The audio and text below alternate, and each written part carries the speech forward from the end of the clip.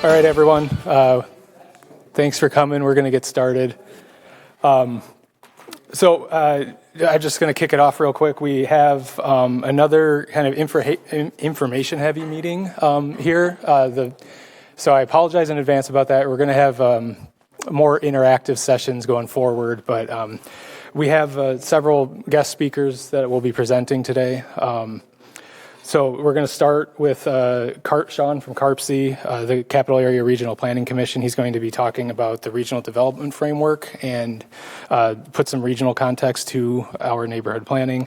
Kurt Paulson is here, and he's going to talk about trends and projections in housing, supply and affordability.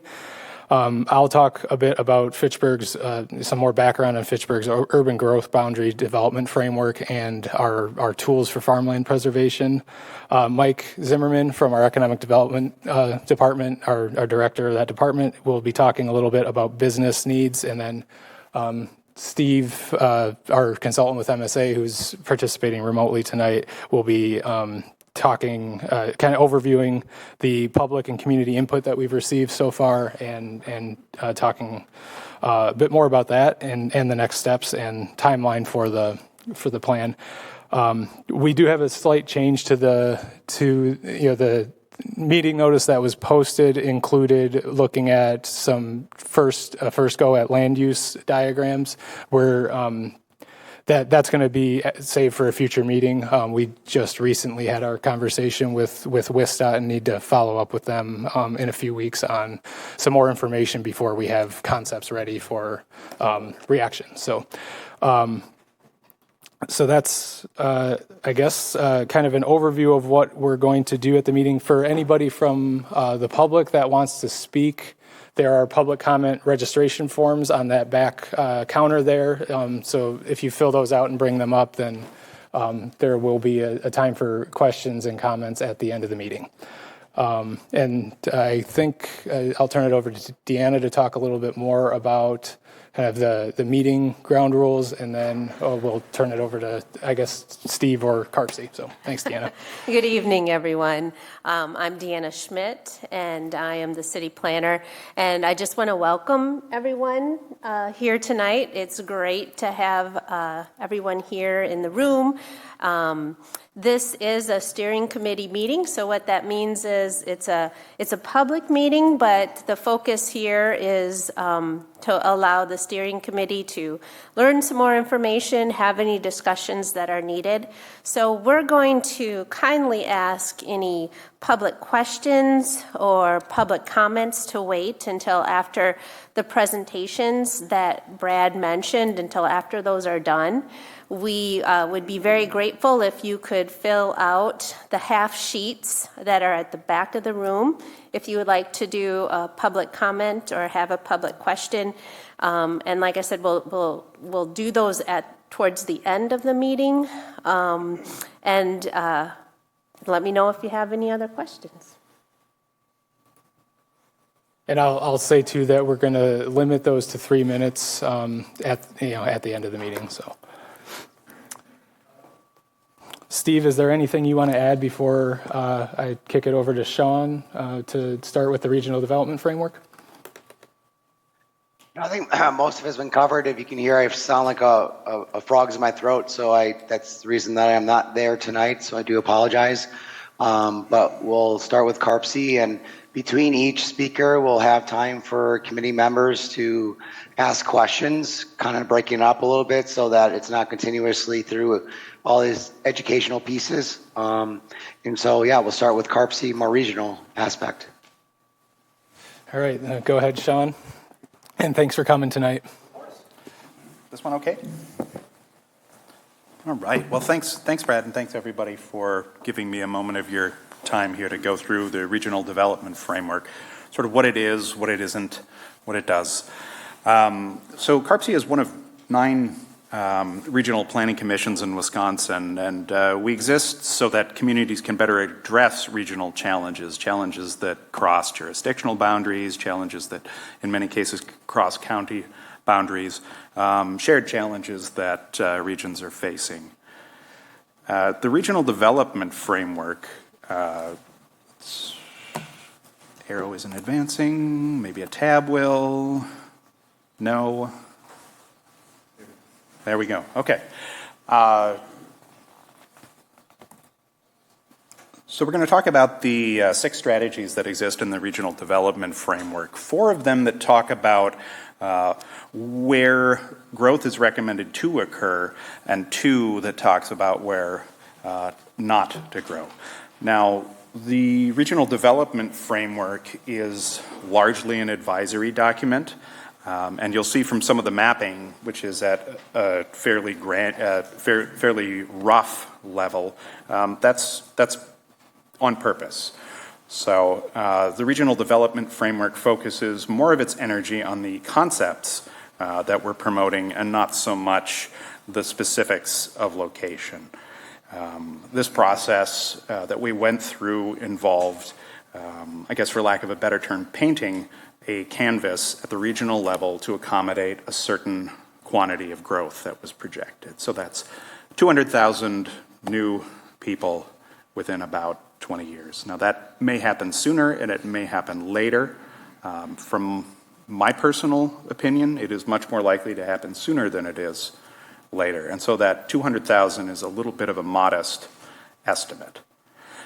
So through this process, we worked with local communities to map where development was slated to occur, where it was already occurring, and what, in their estimation, was the most likely development to occur first, second, throughout this 20-year time frame. And as with many things development related, it's very hard. We don't have a crystal ball, and we don't know in what order things will develop. But what the regional development framework is attempting to do is speak to how it happens, whenever and wherever it does. So the first of those strategies is focusing growth within centers and corridors. The framework defines centers as vibrant places where people can live, work, buy things, shop, recreate, come together, meet, connect with other people. They're welcoming places for all people, and they foster innovation. Corridors are a very similar concept. They connect centers often. If you're looking for an example in your own backyard, or in fact where we are sitting right now, this part of Fitchburg, this part of the region is a center. It was one that was created more recently in history, but functions much as I've just said.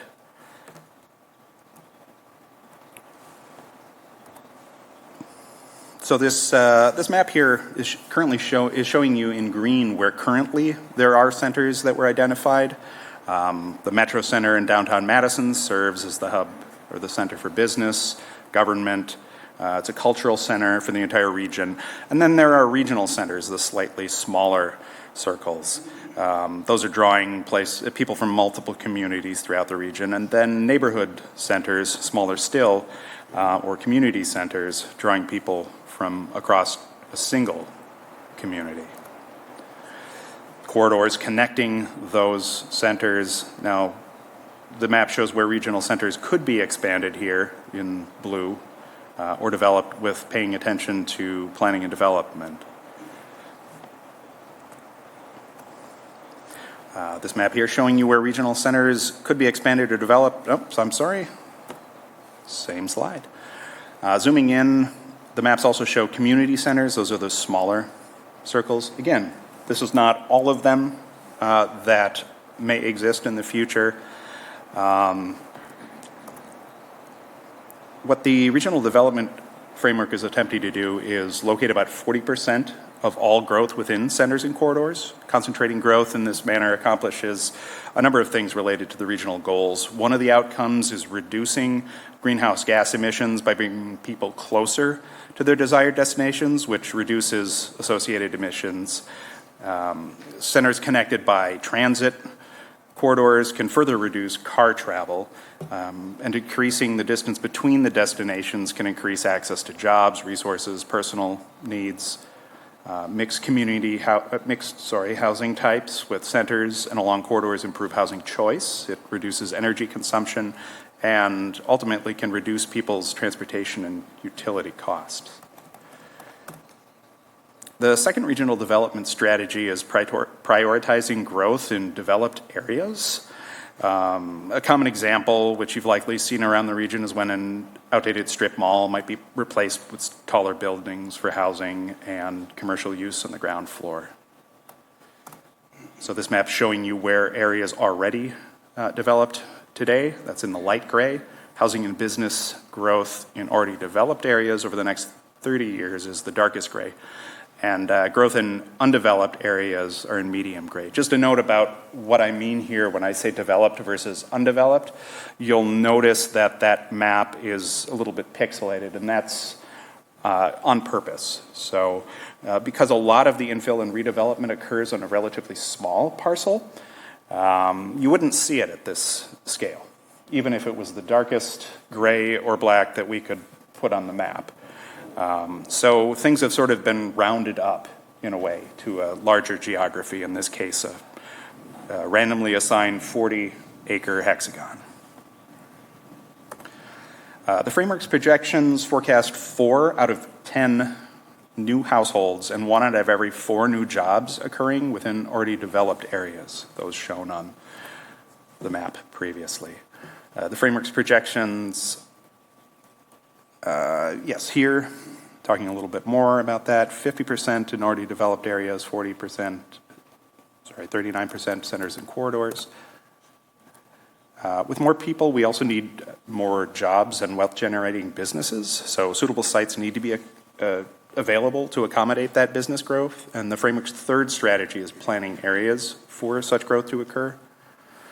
This map here is showing where some of those areas of high employment within those wealth-generating jobs exist. Certain industries concentrated in the Madison region offer higher wages, a stronger career pathway, as well as important import dollars from outside the region that support other industries locally. So examples might include information and communication technology, healthcare, advanced manufacturing, biotech.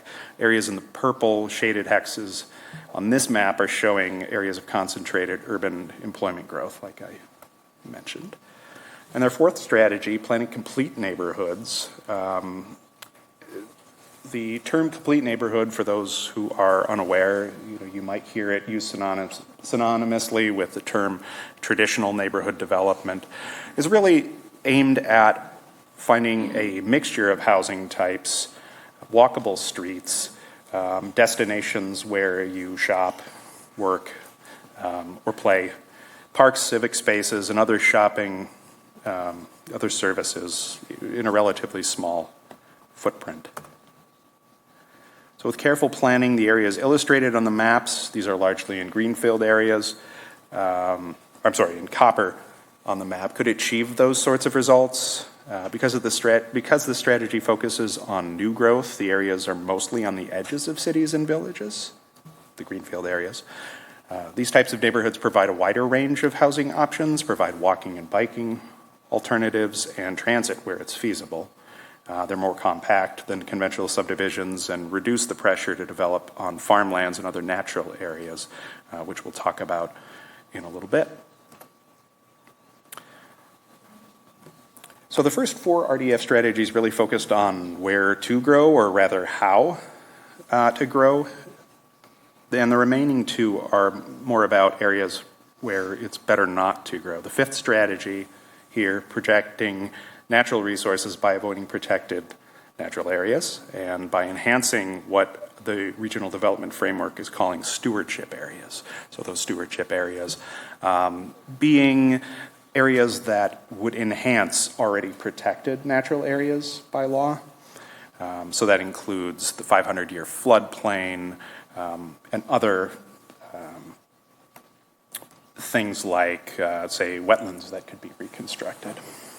This map here is showing you those resource protection areas in dark green, the stewardship areas in a little bit lighter green, and then concentrated areas of future urban development in gray. So resource protection areas include bodies of water, wetlands, floodplains, shoreland buffer strips, steep wooded slopes, and parkland. In already urbanized areas, these you'd probably be familiar with as environmental corridors. Should we follow her? Yeah.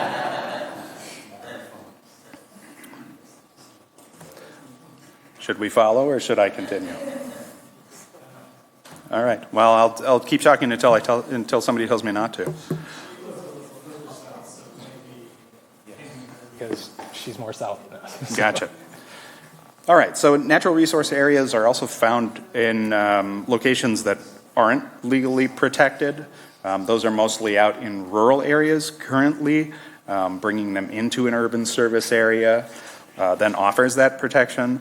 But nonetheless, those areas and the sort of enhancement areas, these stewardship areas, are also valuable for protection. So, like I said before, potentially restorable wetlands would be included in that stewardship area category, high-quality woodlands, the 500-year floodplain. So those areas that have a 0.2% risk of flooding annually. And then the final strategy is minimizing development of long-term farmland preservation areas and coordinating development within transition areas at the local level. So this is a very generalized map of that concept. Areas are designated in town and county farmland preservation plans. Those are largely in the rural area and shaded. They might include agricultural enterprise areas. They're typically characterized by large tracts of contiguous farmland and high-quality soils. And these areas are generally outside of those buffers, what we're calling agricultural transition areas in light green circles around cities and villages identified for long-term expansion of urban areas. So the broader regional growth strategies focused on how and where to grow and where to minimize growth to also meet the framework climate objectives of increasing tree canopy, increasing infiltration of precipitation, and thus reducing stormwater runoff, and decreasing the urban heat island effect. The framework suggests these three site-specific development practices, tree planting and preservation, stormwater runoff, mostly through green infrastructure that absorbs more rainfall and snow melt and reduces surface temperatures that endanger health during summer months. Local government officials and residents will play a primary role in the implementation of the regional development framework, particularly through updates to local comprehensive plans. So when putting together plans and policies for future development, communities can apply these regional strategies and consider the 2040 or 2050 growth scenario. You can also implement the framework by preparing more detailed area and neighborhood plans that reflect some of these strategies. You know, probably the reason I'm here tonight, right? Another approach would be through changes to the local zoning ordinance. So the growth scenario and strategies that I just described show what can be accomplished by applying common regional development strategies in a coordinated effort. But local communities, private sector partners, and other regional entities are really the ones that can make this framework happen. And I'd be remiss if I didn't point out one of the most crucial in this, and that's the private sector, also key in implementing the regional development framework. Developers, builders, lenders, realtors together plan, finance, develop, and build and sell most new development. Now, of course, development must also be viable in the marketplace, and that's why these partners play such a critical role. So to make this happen, community members will need to work with private sector partners to apply strategies that both meet goals and succeed in the market. Just leave it there. And does anyone from the steering committee have questions or comments for Sean? That yeah, okay, go ahead, Elizabeth. Okay. I hope you can hear me. This is the first time I've been up here in the big chair. Up here where normally the council sits. I did review some of the maps on the CARPC website earlier, and I had some questions regarding protected lands and so forth. For our specific area, now I noticed you didn't really zoom in on the Greenfield area, and I was sort of hoping that that would happen at some point here.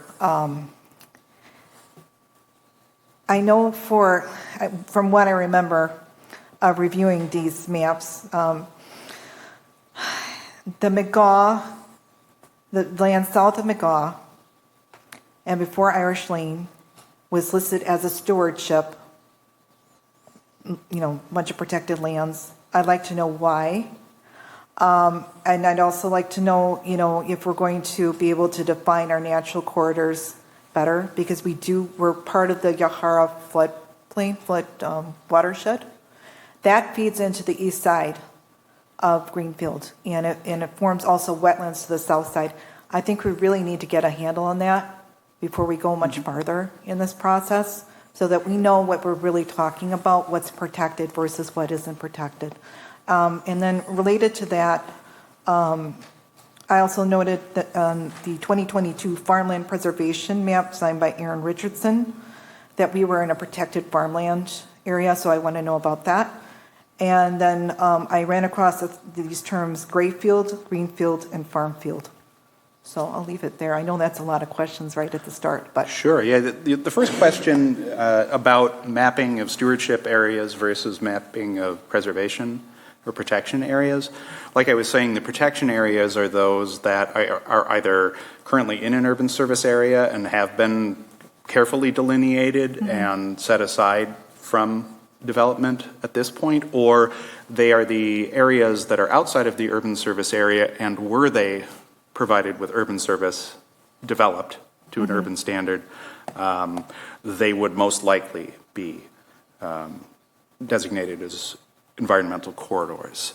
Now there's some variability there based on the exact design of the neighborhood. But largely, it's steep slopes, it's areas that contain hydric soils, so soils that retain a lot of water. It would be areas with a water body and then a buffer off of that water body. As far as the stewardship areas are concerned, those, like I was saying, will typically be, I should back up and say parks, any land that's designated as like parkland or that is also kind of rolled up into the environmental corridor designation. But stewardship areas tend to be, you could think of it maybe as a, the XL package or the Cadillac of natural area preservation. Those are areas that would be an additional add-on to it, which is completely voluntary. Right, yeah. I guess my question is also to the city, and, because that piece of land is actually flat and wide, and of course it's worth preserving, but I'm not sure I understand the criteria for why it got put under a stewardship area to begin with. That may fall under the 500-year floodplain. So I'm gonna share my screen on the map so I can tell if we're talking about the same area. But I'm thinking you're probably talking about this section that is identified as a potential future moraine edge park in our conceptual park and open space proposal, which is something that I don't think we've really talked about yet. But actually, the way I looked at it, it's to the west of Zeus Farm and to the north of Irish Lane. Yep. Yeah. Yep. Okay. I'll share my screen so we can mouse over that a little bit. Not to talk over Brad here, but areas that were identified as potential future parks or things like that would have been rolled up under the stewardship areas too. We were trying to reflect areas that, based on best current available information from plans, from neighborhood plans and comprehensive plans, what may be protected in future. Yeah, so is this the area you're talking about, Elizabeth? Is everyone, able to see that? Yep. Yeah, I think that's it. Yeah, so that is most likely shown on CARPC's map because it's identified in our park and open space plan as this conceptual open space proposal as that's what's called the Moraine Edge Park and Preserve. That proposal doesn't identify exactly what that looks like, but I think that's why it's identified on here as a stewardship area. So I can add a little bit to that. I was on Planning Commission at the time that was identified by Tom Hubble, who was the planner at the time. And the idea was to create a buffer zone between the developed area and the area that would remain rural south of it. Actually, if I can add a little bit, I was on Parks when this came forward, and actually came through Parks originally. We had a out intern at the time, and the idea was it'd be cool if we could do some kind of a buffer.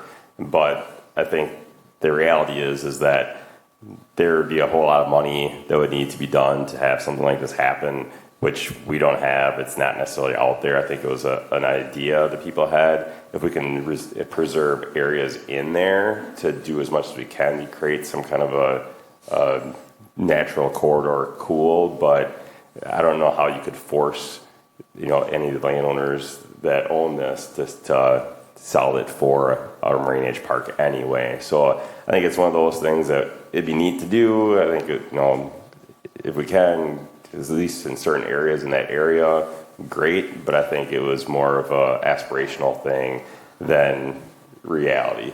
I mean, I agree with that. And, the alternative, which could serve the same purpose, would be just to keep it in agriculture.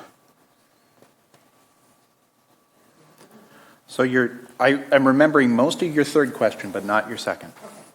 So thank you. That helps. I really appreciate the background on that, and I hope that we will also talk about in the future with our process, possible stewardship areas within Greenfield.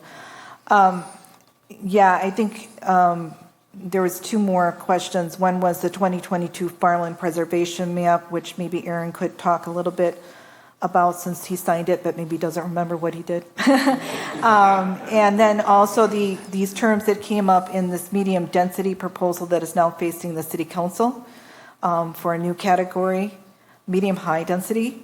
And it was three terms were referred in there: Grayfield, Greenfield, and Farmfield. And I would like definitions of that. Thank you. I can tell you saying a lot of things as mayor that you don't remember later. I don't know if you remember more being on Ag and Rural Affairs. I'm guessing it came through there probably. Yeah, the ag did. Yes, Yeah. correct. The density issues, no. I have some slides later about the farmland preservation, so maybe those will address your question. If not, I can answer them later. So, and I can, unless you want to, Deanna, but I could probably provide a quick definition of those terms. A greenfield development is, and not to be confused with greenfield neighborhood development. Greenfield development is the term used for development that is on previously undeveloped land. Grayfield development is the term used for development on, typically underutilized but developed parcels like parking lots or underused strip malls, things like that. And I guess farm field development would be, development on farm fields. So, yeah.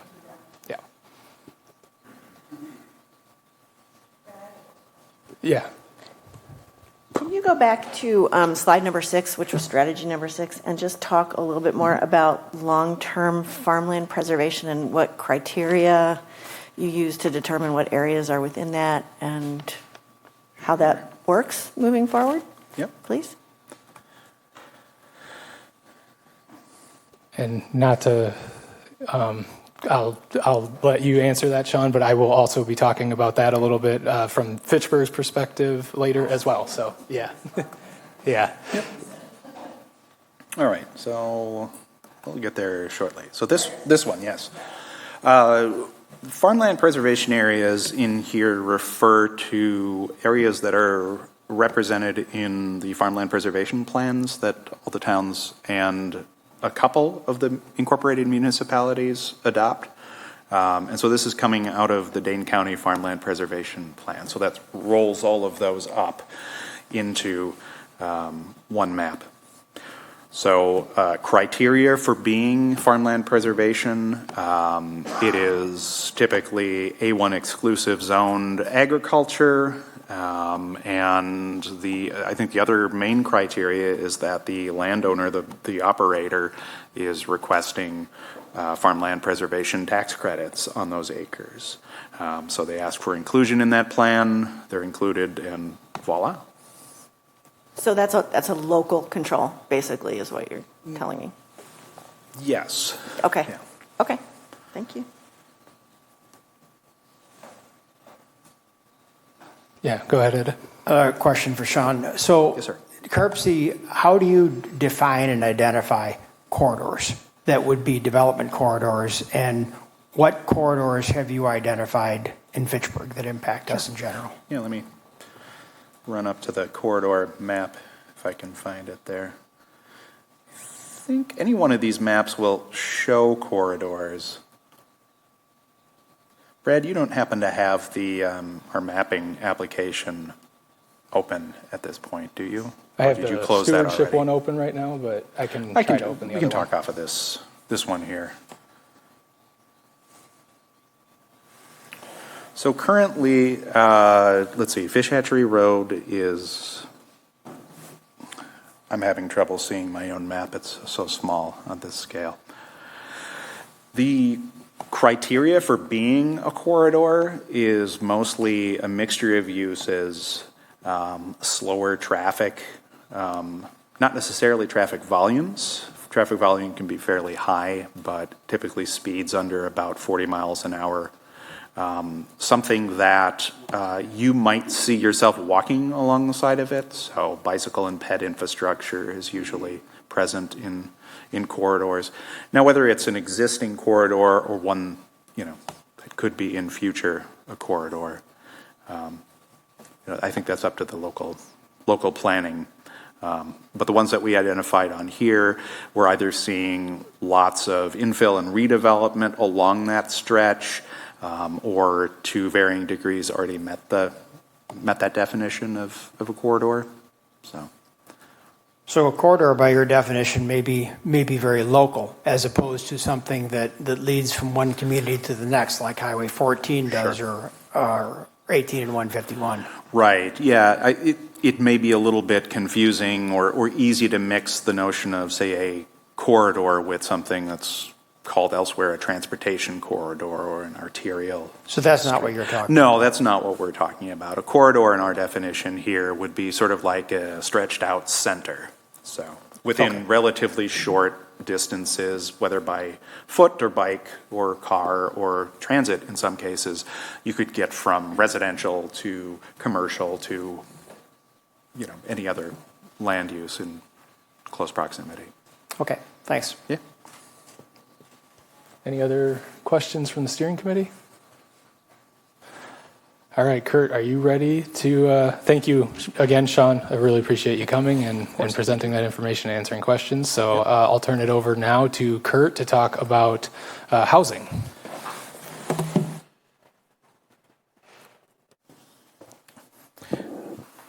And you'll pull up my slides. And I don't have a clicker. So Just tell me I'll to just advance and I'll point to you. So, all right. Good evening. Thanks for having me. My name is Kurt Paulson. I'm a professor of urban planning at UW-Madison. I want to give a special shout out to Joyce, who's on the Zoom call from your Community and Economic Development Department. And Brad, of course, is one of our star former students in the urban planning department at UW. So it's good to be with you. And I'm vamping because I'm waiting for the slides to start. There we go.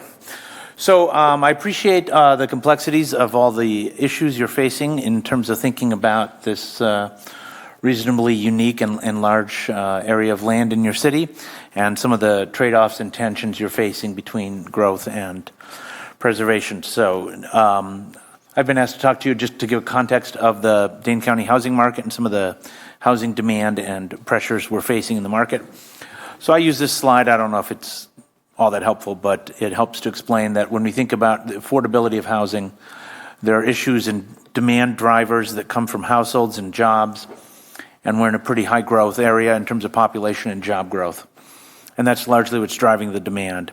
And so the units that the market is able to supply that is influenced by zoning and land use decisions really affects many of the prices that people face. So next slide.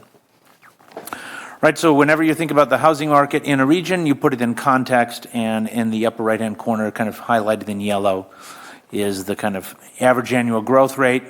The short story is this: as a region, we're growing pretty fast, but we're growing households faster than we are growing housing units. And what that means is that our demand units, which again comes from either household formation or people moving here for the robust job growth, is growing faster than we can supply units in the market.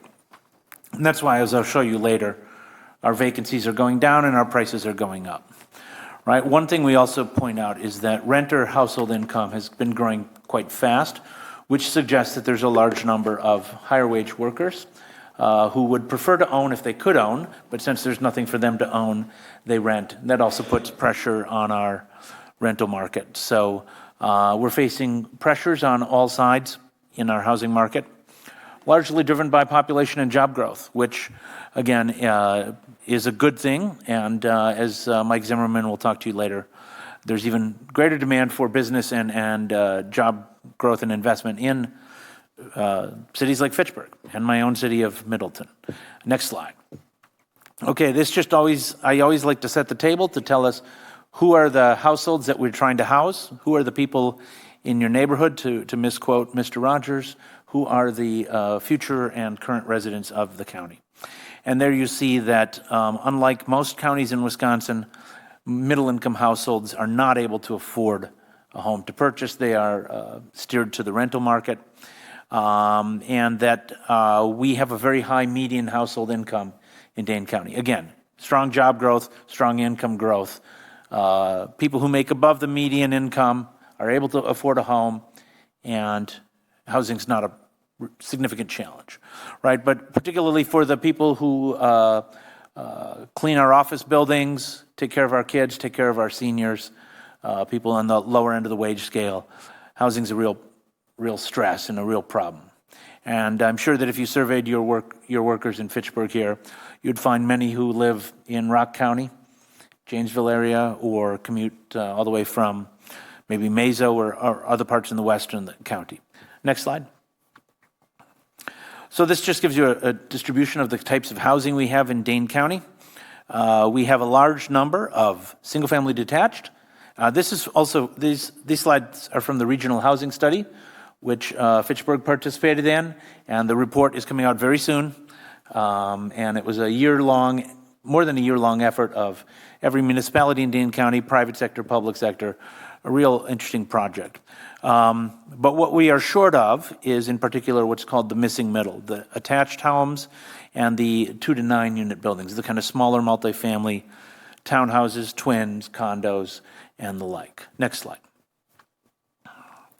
So this is a lot of numbers, and here's the main point. In the last 16 years in Dane County, we have added 52,000 housing units, 53,000 housing units, right? Everywhere you look, we're building. We're building lots, we're building fast. You all feel it, we all see it, right? But during that same time period, we added 65,000 households, which meant that even though we're building a lot of housing, we're falling further and further behind because we underproduced about 13,000 relative to the housing units, the demand for households. And if you want a different way to think about this, if my friend is a mile in front of me on the highway and I'm driving 70 and he's driving 80, even if I accelerate to 75, I'm never going to catch up. I'm going to fall further behind. And that's what we've been doing for the last 15 years. Next slide. The other way to think about the demand for housing is jobs. And Dane County, much like Waukesha County in the state, and Brown and Outagamie, that's the Fox Valley, has been growing jobs at a pretty strong clip, which means that we have about 1.33 jobs for every housing unit. And so the research tells us that when this number gets above 1.2 approximately, you get significant price appreciation, right? So Dane County is driving jobs, we're just not building housing fast enough. Next slide. And in particular, in the last 3 years, we've all seen this. Housing prices, the median sales price in Dane County went up well over $100,000.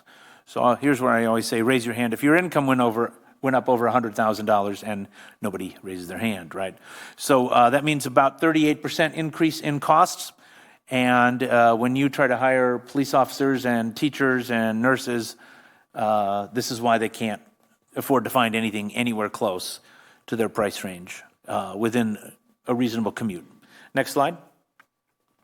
So this is also from the Regional Housing Study. This breaks it down by municipality, and my own municipality of Middleton, unfortunately, comes in as the most expensive.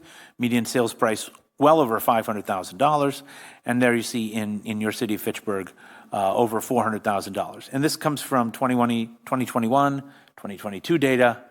If you did it today, it would probably be closer to $450,000. Next slide. Okay, and this is a slide I prepared, and the orange line, or the blue line, is the ratio of the middle-priced home to the middle income. This is how housing economists, we like to measure housing affordability in a region. When this number is at about 3.33, then housing is affordable, which, if you remember, you should spend no more than 30% of your income on rent, and 1 over 30% is 3.33, so it's just a silly math inversion there. We used to be an affordable region up until about 2006, and now we're not. That ratio is well above 5, which means you need a much higher income just to afford the median priced home. And there's a driver, and that driver is the orange line, which is the building permits per 1,000 population. Again, for housing economists, this is the best measure of housing supply, right? Building permits per capita, because it adjusts for the fact that you keep adding population. We used to build a lot, now we don't build much, right? And so what's happened cumulatively since 2006 is we keep adding jobs, we keep adding population. We've added a lot of housing units, just not fast enough, and that's driving up prices and affordability. Next slide. So if you want a sense of average rents in the county right now, these are a number of websites, each with a slightly different methodology.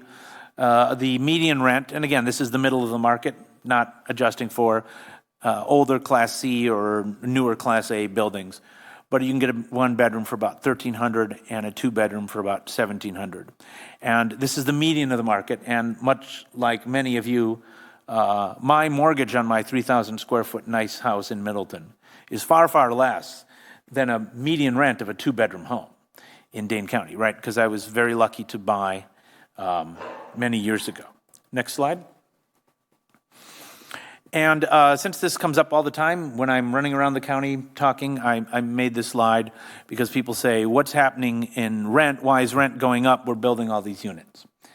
And the truth is that the blue line is the vacancy rate in Dane County for apartments. And we have never been above the kind of 5% magic cutoff. And 5% is both a rule of thumb and it's also empirically validated that when vacancies exceed 5%, rents tend to slow or go negative. And when vacancies are well below 5%, then rent tends to go up. And you see that clearly in the data. If you look and squint, you'll see that when vacancies are going way down, in the next 6 months to 9 months, rents skyrocket. And then when vacancies go up, when new supply comes online, then rents go way down. So if you're lucky, you can time the market and get a lease at a time when vacancies are high, because then tenants have more choice. But when vacancies are low, landlords have more pricing power. And so you've seen in the last number of years just really accelerating rents in Dane County and excessively low vacancies. So if we're building a lot of housing but vacancy is going down, that means that job and population growth is growing faster than the units we can deliver to the market. Next slide. And I always feel like I'm the bearer of bad news because it's like things are bad and they're going to get worse. So over, about 20% of the rental stock. So when we talk about a comprehensive housing strategy, some of that does include creating legally restricted affordable housing to make sure that the income and rent is restricted. Fitchburg there comes in at about 958 units currently. Next slide. And the next slide just shows the number that have been built in the last 12 years. And we beat you by 3, I guess. So even though we're a smaller city. So this is part of the story. Next slide. And I like to call this slide the big squeeze. It's kind of a little hard to understand, but it goes like this, right? So we have about 25,000 renters in the county who earn about 30% of the median income. So for a family of two, that's about 34 to 35,000. No, that's about 24 to 25,000. Sorry, I've got my numbers wrong. Right? But there are only 8,700 units that are affordable to those households, right? So that means that those households are forced to rent a unit that is more expensive. In the same way that we have about 30,000 upper income renter households, right? These are the workers I've told you about who are displaced from the ownership market, and only about 6,000 units that are priced at the point that would be affordable to them, right? So what this means is that we have both upper income households and lower income households chasing a limited number of middle priced units, right? This is why we call it the big squeeze. And that's why you're really seeing affordability challenged and rents really go up on the lower end of the market. Next slide. And so I just pulled some numbers for you this afternoon. One way to think about your future challenges is to address your greatest housing needs, which are people who already live in your city. Today, their income is less than half of the area median, so this would be service industry workers mostly. And they pay more than half of their income on housing, which means not much left over for transportation, food, healthcare, and the like. And there you see that of your current households, you have about 1,300 renter households who are in this kind of worst case need. And that's grown significantly in the last 10 years, even as you've built affordable housing and market rate housing, and the county's built affordable and market rate housing. It's not nearly enough to keep up with the demands for subsidizing affordable and workforce housing. Next slide. And so as you consider your neighborhood plan and some of the growth challenges you face, this is from the Regional Housing Study. And it shows that Dane County as a whole, this is based on CARPC's numbers, needs to add 116,000 total new housing units between 2020 and 2050. And it's 2024 already. So we're already a little behind. And that's 100,000 net new units plus 16,000 replacement units. And there you see that Fitchburg is shown as needing 7,300 approximately new housing units, net new housing units between now and 2050. So I think that is my last slide. And thank you for taking the time to read data tables with me. So. Thank you again, Kurt, for coming. Does anybody from the committee have questions for Kurt?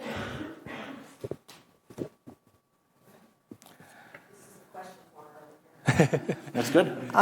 Okay, so I can relate to what you're saying about the renters, because honestly, when I was a renter for most of my adult life, I was not living in anything that was newer than, the 1970s, honestly.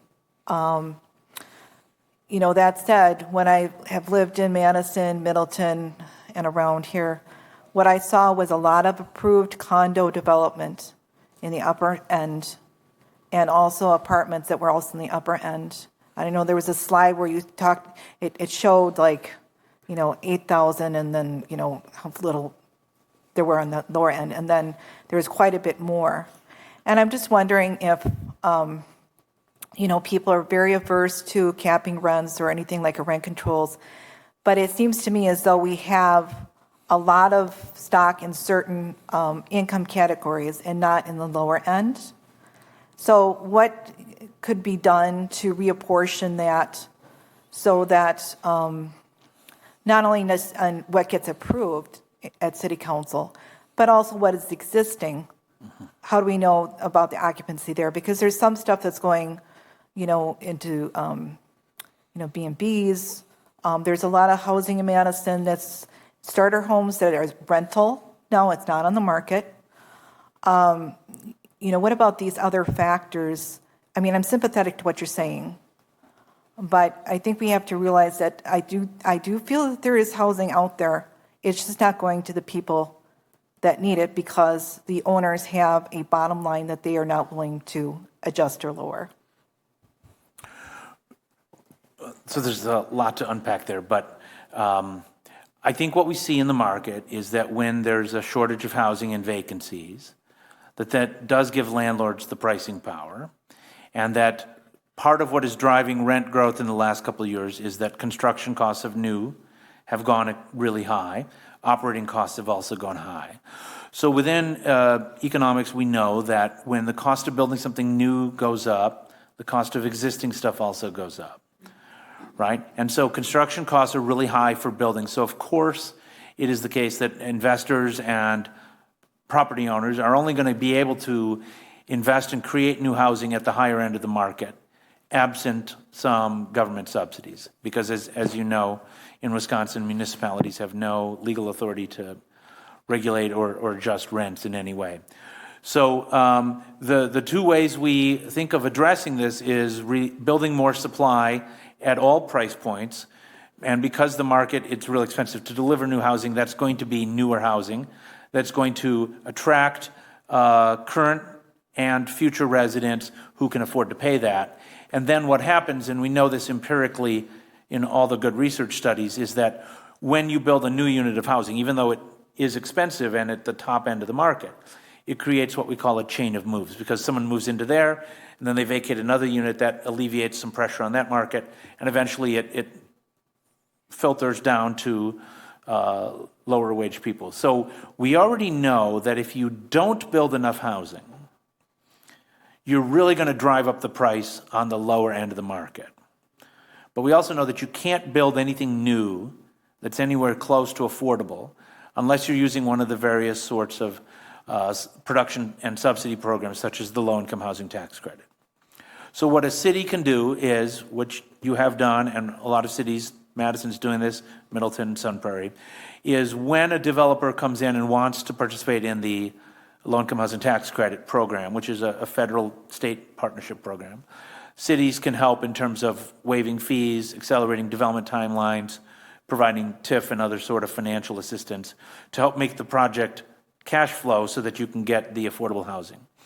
Or your options would be to acquire and or provide financial incentives for acquisition and preservation of existing older housing with some sort of subsidy attached to it.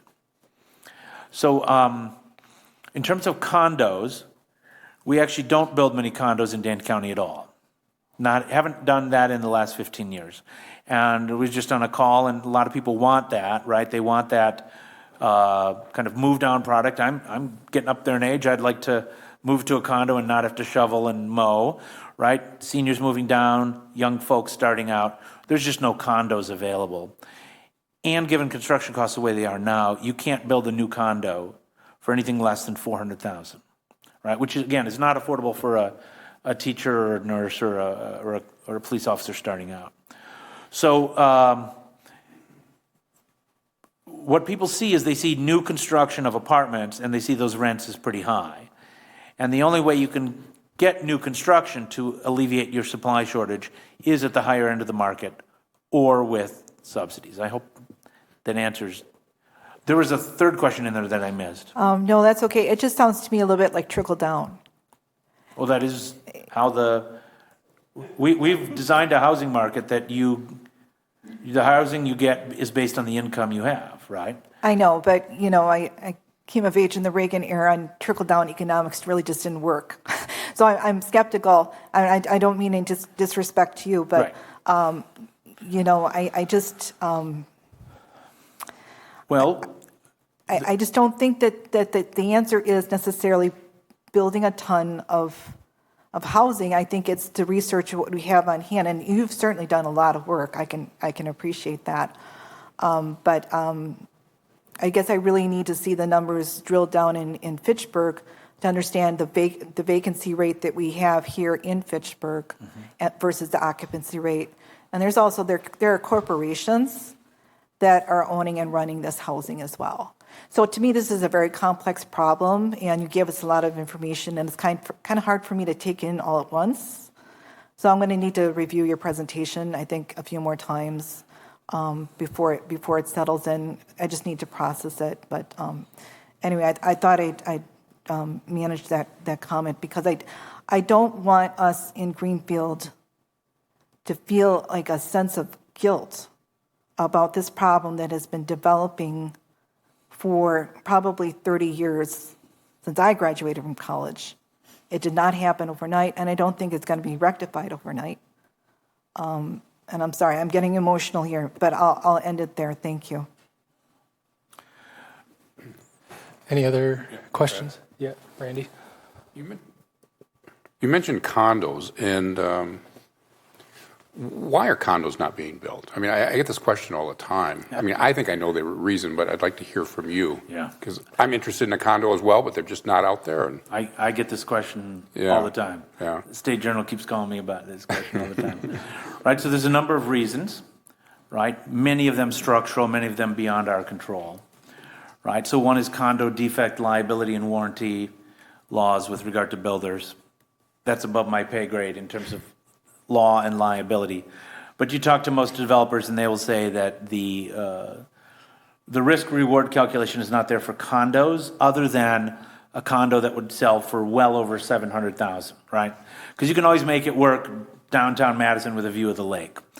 The second reason is largely due to changes in the federal housing finance rules for condo finance. So if you or I go to buy a condo in an existing building, we can get a mortgage that's insured by FHA or sold on the secondary market to Fannie and Freddie.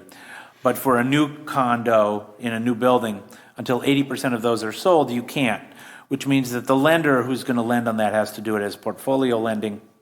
That adds fees, that adds costs. To build a new condo anywhere in Dane County at the standards that would be able to be sold requires probably $420,000 or more total development cost. And so you're already pricing out of a market that is a challenge. And the truth is that the people who build condos, the construction companies, the architects, the developers, have more than enough work right now building multifamily rental, because we also have a huge labor shortage in the construction and related trades in Dane County. As anyone who's tried to get a contractor knows, there's just a real shortage of everything. So labor's more expensive, land's more expensive, lending's more expensive, materials are more expensive, and the only people who can buy it is probably a thinner market. So if I had a way to create a new condo in Dane County that costs $250,000 that I could sell for $250,000, I'd be a very rich man.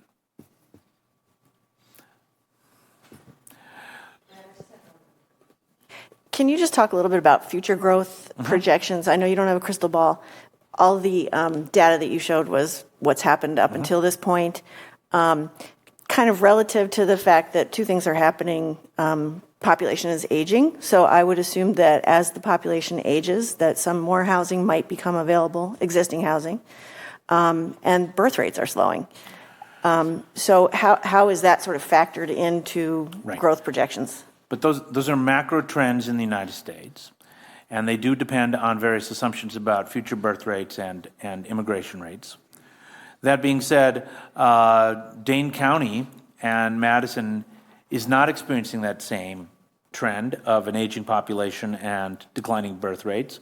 We're seeing tremendous in-migration of people for jobs, which again is a great thing. We're the top metro destination in the country for Gen Z workers, right? We have a thriving and growing biotech and other related sort of businesses, and I know that Mike's going to talk to you about a lot of the future plans for growth that he's hearing from prospective employers.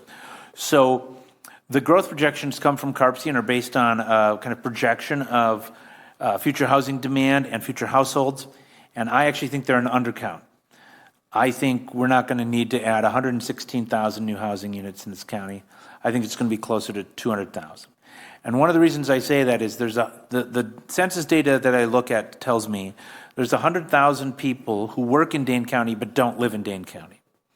And so what we're already seeing is that thousands of our workers live in Beaver Dam and commute, live in Janesville and commute, live in Sauk and commute, right? That because of our inability to build the type of housing at a range of styles and sizes and price points for the workers who are already here, we're kind of forcing our workers out. So even if you had a magic wand to keep anybody new out and just build housing for the demand for people who already work here, you would need to build about 100,000 housing units. So these are big numbers, and I can understand why a lot of people look at this and say, this is just kind of beyond our capacity. But, I would say that to any city, to any region, if you want jobs and you want to keep jobs, which we do, right, Mike? We want the jobs. We want to keep the jobs. We want to create desirable places that people want to live. That means you're going to have to build a lot more housing just to accommodate the people who are already here and the people who are going to come here. So it's not like we can put our head in the sand. And I'm just saying, we have this conversation everywhere in every city in Dane County and every neighborhood because, everybody's aware of this fact that we need just a lot more housing. But it's a stress point, right? Because for people already here who have housing, schools, traffic, all these issues. I just had one more question. How much of this is being driven, and I'm not saying we should look a gift horse in the mouth, but how much of the economic activity is being driven in Dane County by the fact that high-speed internet has not progressed to other parts of the state as it should, and to other rural areas and county seats? I don't have a good answer other than to say that at the margin, most of the research shows location decisions are not really driven by high speed. Did you say high speed rail or high speed internet? Internet, okay. I was going to say high speed rail. I'm like, that's a different conversation. I think people are moving, when they decide that they're going to move somewhere, of course they're going to look for places that have high speed internet. But it's also the case that Gen Z and millennials are not showing a strong demand for living in far exurban and small towns. They want to be in dynamic metropolitan regions with a good quality of life, good schools, and good jobs, right? Which is also why all of us are here as well. And that's why the Madison region is going to continue to grow. Aaron, did you have a question? Yeah, I think lots of great insights throughout the presentation. I think one that really hit home for me was on the very first slide when you talked about how the lack of building enough owner-occupied housing is actually putting a stress on the rental market, which then increases rents there. That's something that everyone here, I think, sees as an issue in Fitchburg when we've built thousands of apartments, and I know we haven't built anywhere near that number of owner-occupied housing. I think, us seeing that, to me, speaks to something that I've been talking about somewhat on deaf ears to council members, and the necessity to build more owner-occupied housing. And I don't know, you probably don't know off the top of your head the numbers in the upcoming study, but I know in Fitchburg, the last we looked, which is a number of years ago now, 54% of our housing units in Fitchburg are rentals. Mm-hmm. And I don't know of another community in the state that is over 50%, but maybe Middleton now some is, are Madison now. is, yeah. Okay, now some are. Okay, at the time no one was. And I don't know if we have updated numbers well, I guess Mayor Habs die hard. Giving the homework to staff. It'd be interesting to get an updated number on that because I know last year we built 600 or 700 apartments and 110 or 20 owner-occupied. I don't know how you get the owner-occupied higher because, like you said, there's limits on how many people are even available to build houses. And so that's another challenge we have as well. But that's where I look at the plan that we're doing and also going into an established neighborhood and how important it is to make sure we have lots of opportunities for that owner-occupied piece to help balance that out. And the key kind of planning and design principle to reduce the cost of owner-occupied housing is the whole idea of smaller houses on smaller lots, to think about even a very narrow lot with an alley-loaded product, right? Because you're amortizing the development costs of road, water, sewer over more units, townhouses. So again, as Sean was talking about, in a lot of cities I see this idea of complete neighborhoods, which is not just a large lot single house, as the only product in a neighborhood, but allowing the developers to build and design neighborhoods that have that range of, granny flats, two duplexes, smaller single family, even cottage clusters of Madison and Middleton. We've seen some of those. You can design a lot of new neighborhoods that have a range of housing that can meet that kind of middle income price point. But if you insist, I say this to every city around the state. If you insist on a large minimum lot size and a large setback, then you're only going to get housing well over $500,000, just because of the land costs, the labor costs, and all the infrastructure costs. And I know with the condo conversation, one thing that we have seen a little bit in Fitchburg that has been popular, and I hope we see more of, is what's called zero lot line housing, where it kind of looks like a condo. It's just that each lot essentially is their own one. It's for the financing piece. It's for the financing piece, because a zero lot line townhouse as an attached product is sold as single family, whereas a condo would not be. Yeah. We need more of that. I mean, you could build, I don't want to give you a number, but Fitchburg could build hundreds and thousands of zero lot line townhouses and sell them all, right? Or really small housing, allow people to build, smaller house on a smaller lot. Now, because we are in such a deficit, and because construction costs are so high right now, the first round of those will still be expensive.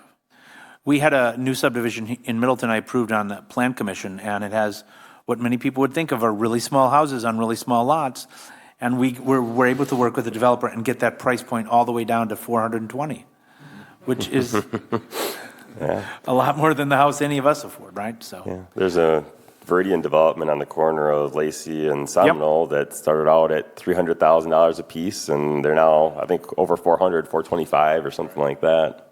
I hope you do invite Chad in to show you those neighborhoods and show even exactly what the price points were. He did that report for the regional housing study, and I think it was very eye-opening to people. It's just how much it costs a developer to build a house, because let's be honest, a developer is a small business, and if you lose money on every transaction, you're not going to be in business very long. Any other questions? Yeah, Ed? Yeah, one quick question. When you look at the growth rate in Madison and Dane County by 2050, how are we going to compare to, say, Milwaukee? Well, all the forecasts I've seen show, at least based on current projections, that Milwaukee County has been losing population for the last 20 years. And, the current forecasts are for their population growth to be pretty flat. Now, I say that knowing that the mayor has proposed that Milwaukee have a population of 1 million, and I hope he's right. It's unlikely the case given the job growth that you're seeing. But so Dane County in 2050 would have a population of, under the CARPC forecast, about 670,000, if I recall that number. We're currently at about 520. I could be a little off. But, and so what that means is, of course, Madison's going to grow in population and size, Middleton, Sun Prairie, right? If you look around, we have a few focused corridors where we can grow, conditional on the availability of transportation. Because I know the other issue that you're thinking about and that planners think about is if all of the new housing and all the new growth is the only way you can get there is by a car, then the rush hour on the Beltline, which is a pain at sometimes, is going to be worse, right? So we want the idea of compact growth in centers, a wide range of housing choices so that people can live closer to where they work so that they're not driving everywhere. Because what we have now is that by failing to build enough housing, everybody's living far out and driving everywhere. Nice. And I'm convinced that if we didn't have this thing called winter, we'd have 1 million people here. And there's a lot of forecasters who are saying that with increased climate change, you're going to get return migrants of people from Florida and Arizona. I don't know if I believe it, but we have a very desirable city and region, right? Great quality of life, good jobs, good schools. Yeah, people are going to come here. Any other questions from the steering committee? All right, thank you very much, Kurt. I really appreciate you coming.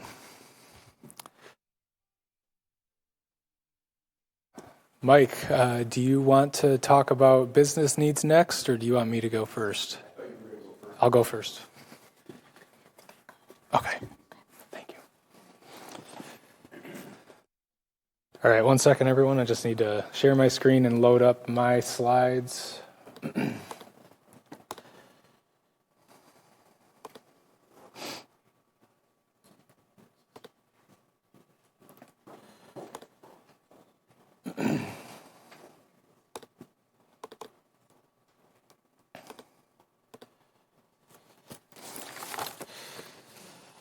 All right, so I am going to talk a little bit about kind of taking some of this regional information and relating it a little bit more to Fitchburg as a whole, and how it relates to our neighborhood planning process. So first, I'll talk a little bit about the population, housing growth, and projections, but since that's already been covered, I'm not going to spend a whole lot of time on that. I'm going to talk about Fitchburg's urban growth boundary and the future urban development area process that was done about 15 to 20 years ago, and which a lot of this neighborhood planning is based on, and then talk a bit about Fitchburg's farmland preservation tools and background on that. So again, Madison and Dane County are growing a lot. Some of these, the 2010 to 2020 numbers are census numbers. So this was just to give a kind of a flavor of what growth has occurred, and then the projected growth of. I think the updated numbers might be a little higher than this, but this was taken from some of the working sessions of the regional housing strategy that Dane County would need or would grow by over 75,000 new households between 2020 and 2050, and then that need in Fitchburg would be approximately 7,300 net new units. So that brings me to the planning of the Fitchburg's urban development growth boundary. This was, I think, completed and adopted by the council around 2007. And this was the predecessor to our future urban development areas, the FUDAs.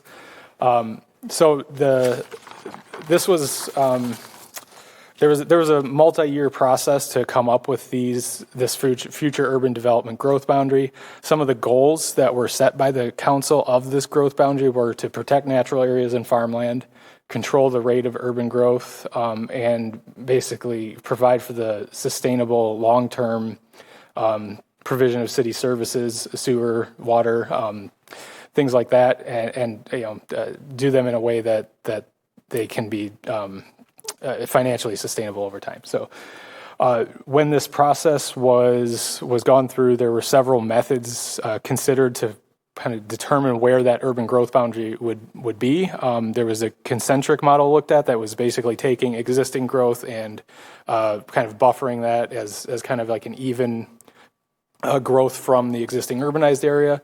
There was this corridor model that was looking at specific corridors and growing along those. And then what they ended up with was a hybrid of those two that was kind of this FUDA model, the future urban development area model here. And this was kind of the result of that.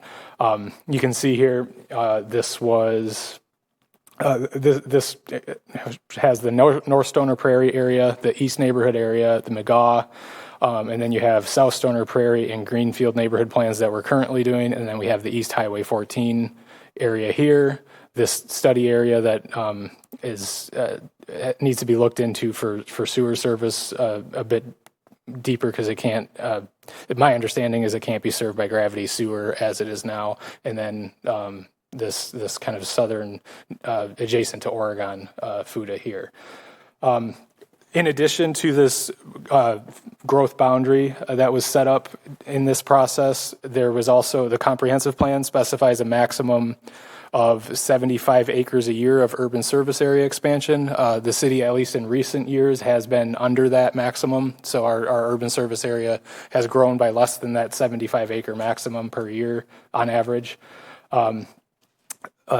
The comprehensive plan also requires the protection of environmental corridors within the new development areas, and it sets up tools to encourage compact development in those urban development areas to reduce conversion of agricultural land to development.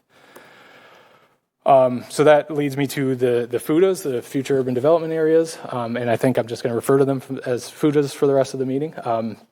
The primary goals of the FUDAs were coexistence of urban and rural communities, attractive transit-oriented neighborhoods, and again, protecting natural resources and farmland. There were some guidelines set up in these, I guess, in determining these FUDAs, focusing development along the Fitchburg, Oregon rail corridor, protecting high-quality agricultural lands, maintaining high-quality groundwater recharge areas, encouraging redevelopment and infill within the urban area of Fitchburg, prioritizing development in areas that can be sewered by gravity sewer service, and then prioritizing areas that can be served by our existing water distribution pressure zones. And another requirement that was set up that's a local policy is, it's a policy set by Fitchburg, is to do a neighborhood plan for each of these FUDA areas before there is an urban service area expansion. So Fitchburg's farmland preservation toolkit I just have some of the tools that we have available to us listed here. I've already talked about the urban growth boundary, FUDAs, and neighborhood planning. We also have a rural residential development criteria that allows creation of one lot for every 35 acres that existed as of 1979, and the associated claim system with that basically limits the development outside of the urban service area to help preserve farmland in the non-growth areas. We have rural cluster zoning as an option. As mentioned earlier, we have our farmland preservation plan and zoning district, the certified zoning district.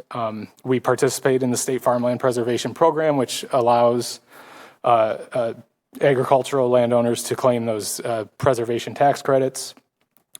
In the New Terra Vesa neighborhood, we are developing an agricultural park, or in the master planning process for an agriculture park as part of that neighborhood. And then again, infill and redevelopment, allowing and encouraging higher density within the existing urban service area. And we have our smart code zoning district that helps to facilitate that. This is the farmland preservation map from our 2014 farmland preservation plan. I'm not putting the most up-to-date one from the county up here because it is not as granular as our map is. And it largely stayed the same with the exception of the areas where new development has occurred, where the urban service area expanded since 2014. But, I don't know if it shows up real great. I think it's visible up there.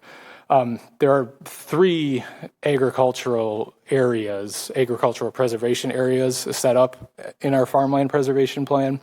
There is the light green agricultural preservation area 3, and I guess I'm going out of order on my slide here, but that is non-certified. So those are in a zoning district that is not certified for farmland preservation. It's not necessarily ag exclusive.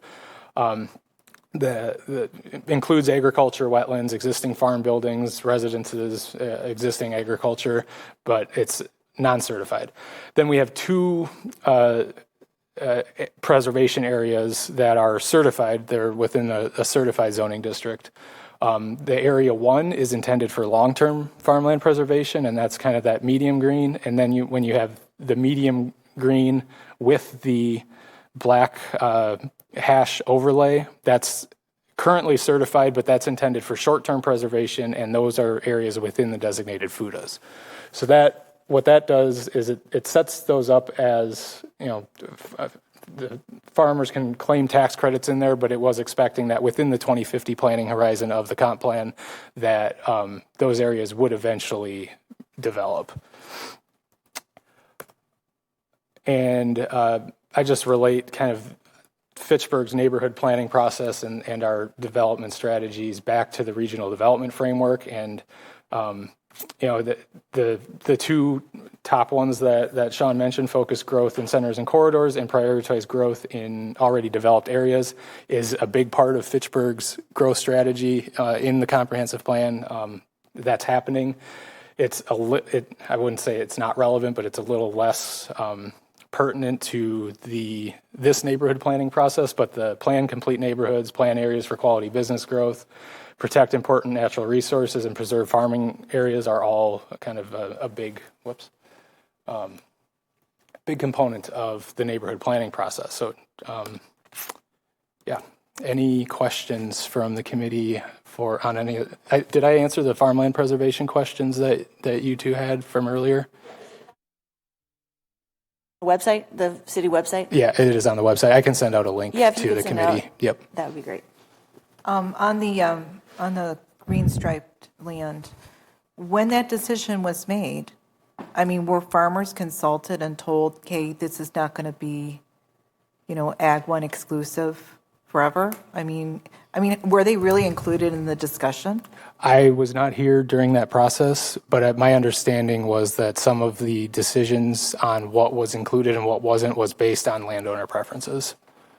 So I believe so. Based on what preferences? The landowner preferences, like the preferences of the owners of that agricultural land. Okay. But I wasn't part of that process, so I don't know what that involvement looked like. So There was a lot of public input at that time. I was part of that process. So there was a lot of public input, but the plan is still put together based on the various overlays that we looked at that Brad talked about before. So recognizing that ownership of land changes over a period of time, and one generation's idea of what they want to do with the farm is different than someone else's. So I would say mainly the answer to your question is no, not really. I mean, the plan is put together in a way that's going to make sense in the long run. Doesn't mean that people have to develop, but. thank you, Ed. That was good to highlight. Thanks. And I think that's one of the challenges we always have, and I think Sean hinted at this as well, is that if a farmer wants to preserve their farmland, that's great, and we should, I don't know, as a city, there's much we can do except maybe get them involved in federal programs for that. But if, the Stolmans, if Mark or someone wants to preserve it as farmland, absolutely, let's do that. But what about the farmers that don't necessarily want to do that? I think that's the challenge too, is that, there's people who have come up to me and they've wanted to sell their farmland and develop it and kind of, I guess, retire, if you will, and cash in. And that's where I think I struggle to say this farm can or can't develop today here, because that can also change as it goes through generations, because, in a generation or two, maybe those people say, well, that was great that Grandpa wanted that, but it's just not realistic anymore. Or someone eventually is going to come to you with a big enough check where you go, I just won the lottery, I'm selling, I'm out of here. And that's just the way it is with the development and the pressure that we have on land in this area as well. Any other questions on any of that? Just a quick question, which is how do solar fields sort of factor into all of these? They are allowed decisions? in agricultural zoning districts by conditional use. So, Okay. yeah. And they were not anticipated when this was put together. I had one more question that was sort of out there, and I wasn't sure which party I should address it to. So one of the ideas that came through in the public feedback was the idea of allowing Habitat for Humanity to build houses as a way of incorporating affordable houses. Is Habitat Humanity, do they require that it goes into somebody else's development that's covering the costs of infrastructure, or can we designate a corridor for Habitat for Humanity? How would that work? I'm not sure that's something we would have to look into. Okay. But I would imagine that the lots would need to be development ready in order. What a great segue to Mike Zimmerman. Yeah.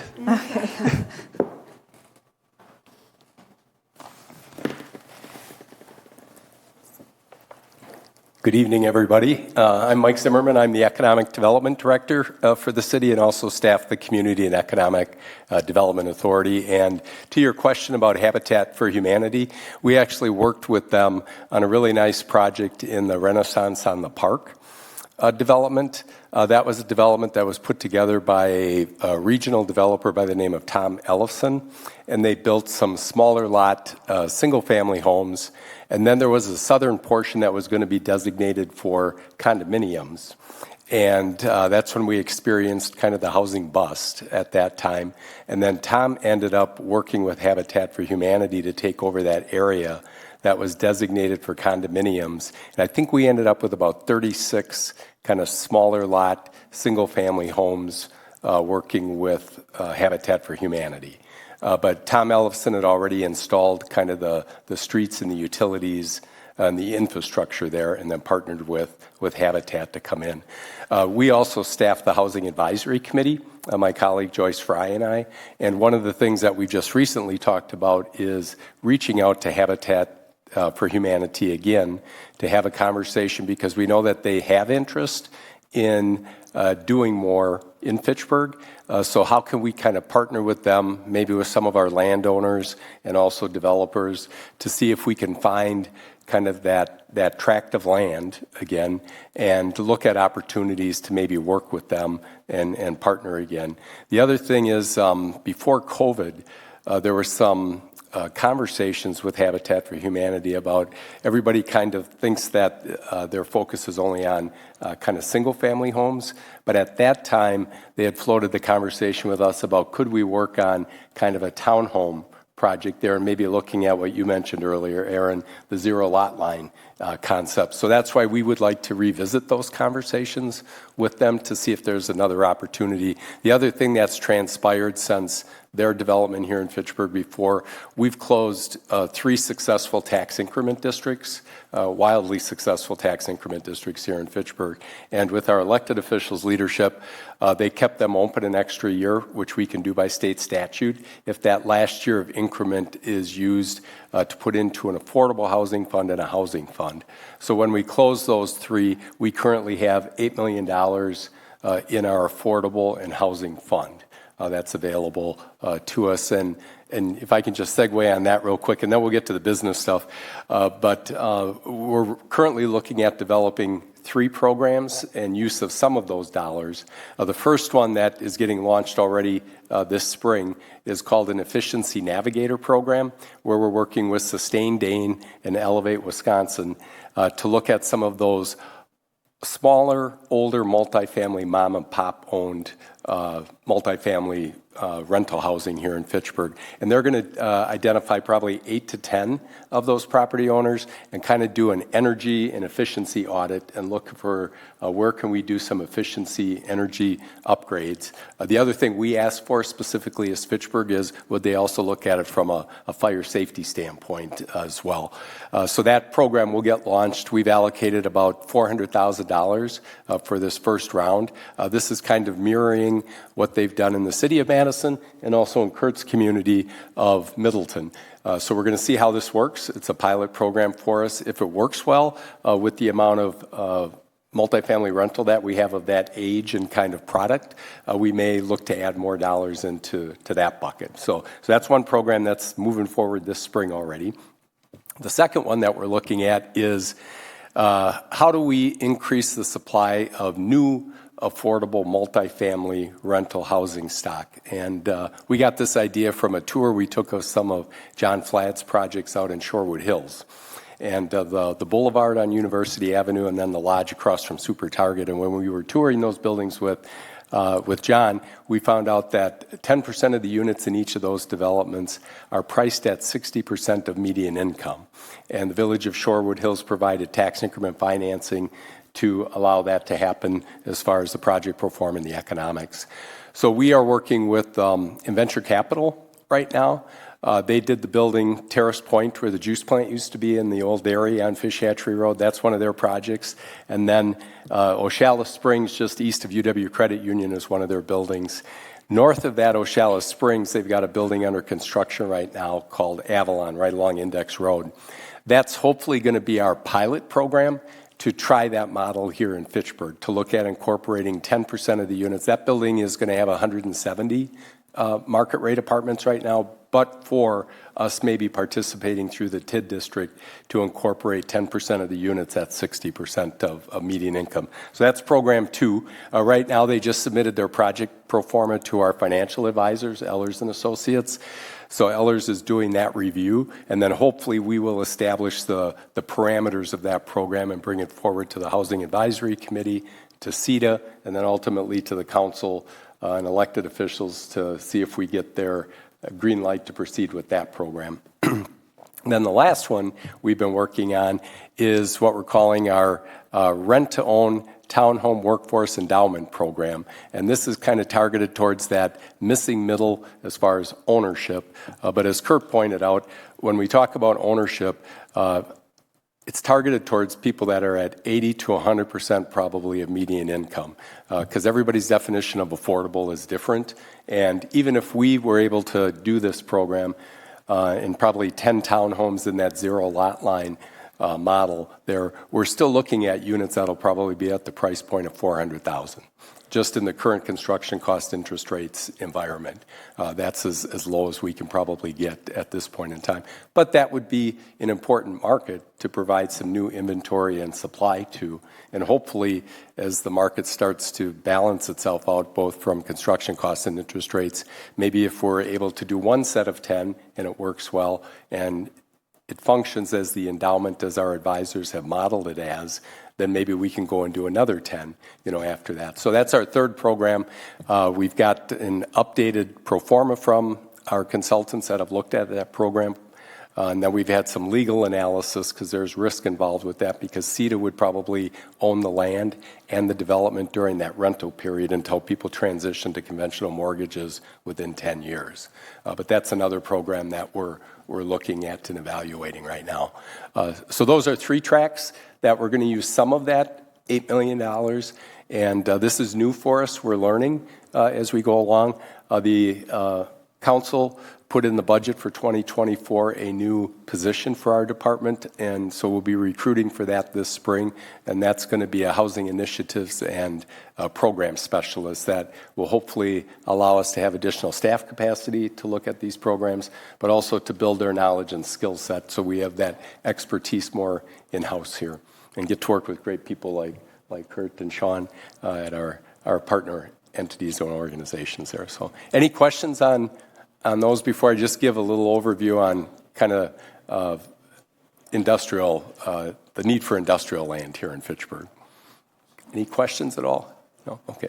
So we're trying to, there's a lot of housing challenges, and I know when Mayor Julia was elected and she came to me and she said, Mike, she said, we need to do more for affordable housing. And I said, Mayor Julia, the best thing we can do for affordable housing is we need more lots, we need more units, we need more apartments there, because until we get the market back into equilibrium, both from a supply and demand in the single family and also in the rental market there, and then try and bring that townhome, maybe we can't do it in the condominium model right now, but zero lot line, we don't have a checkbook big enough to solve the affordable housing challenges that we all face at this point in time. So that's the best thing that we can do, and one of the reasons why I'm excited that we're doing both of these neighborhood plans, because it's going to bring us some land to allow that inventory to start to come forward there. And that's part of the charge of my department is tax-based growth, employment and job growth.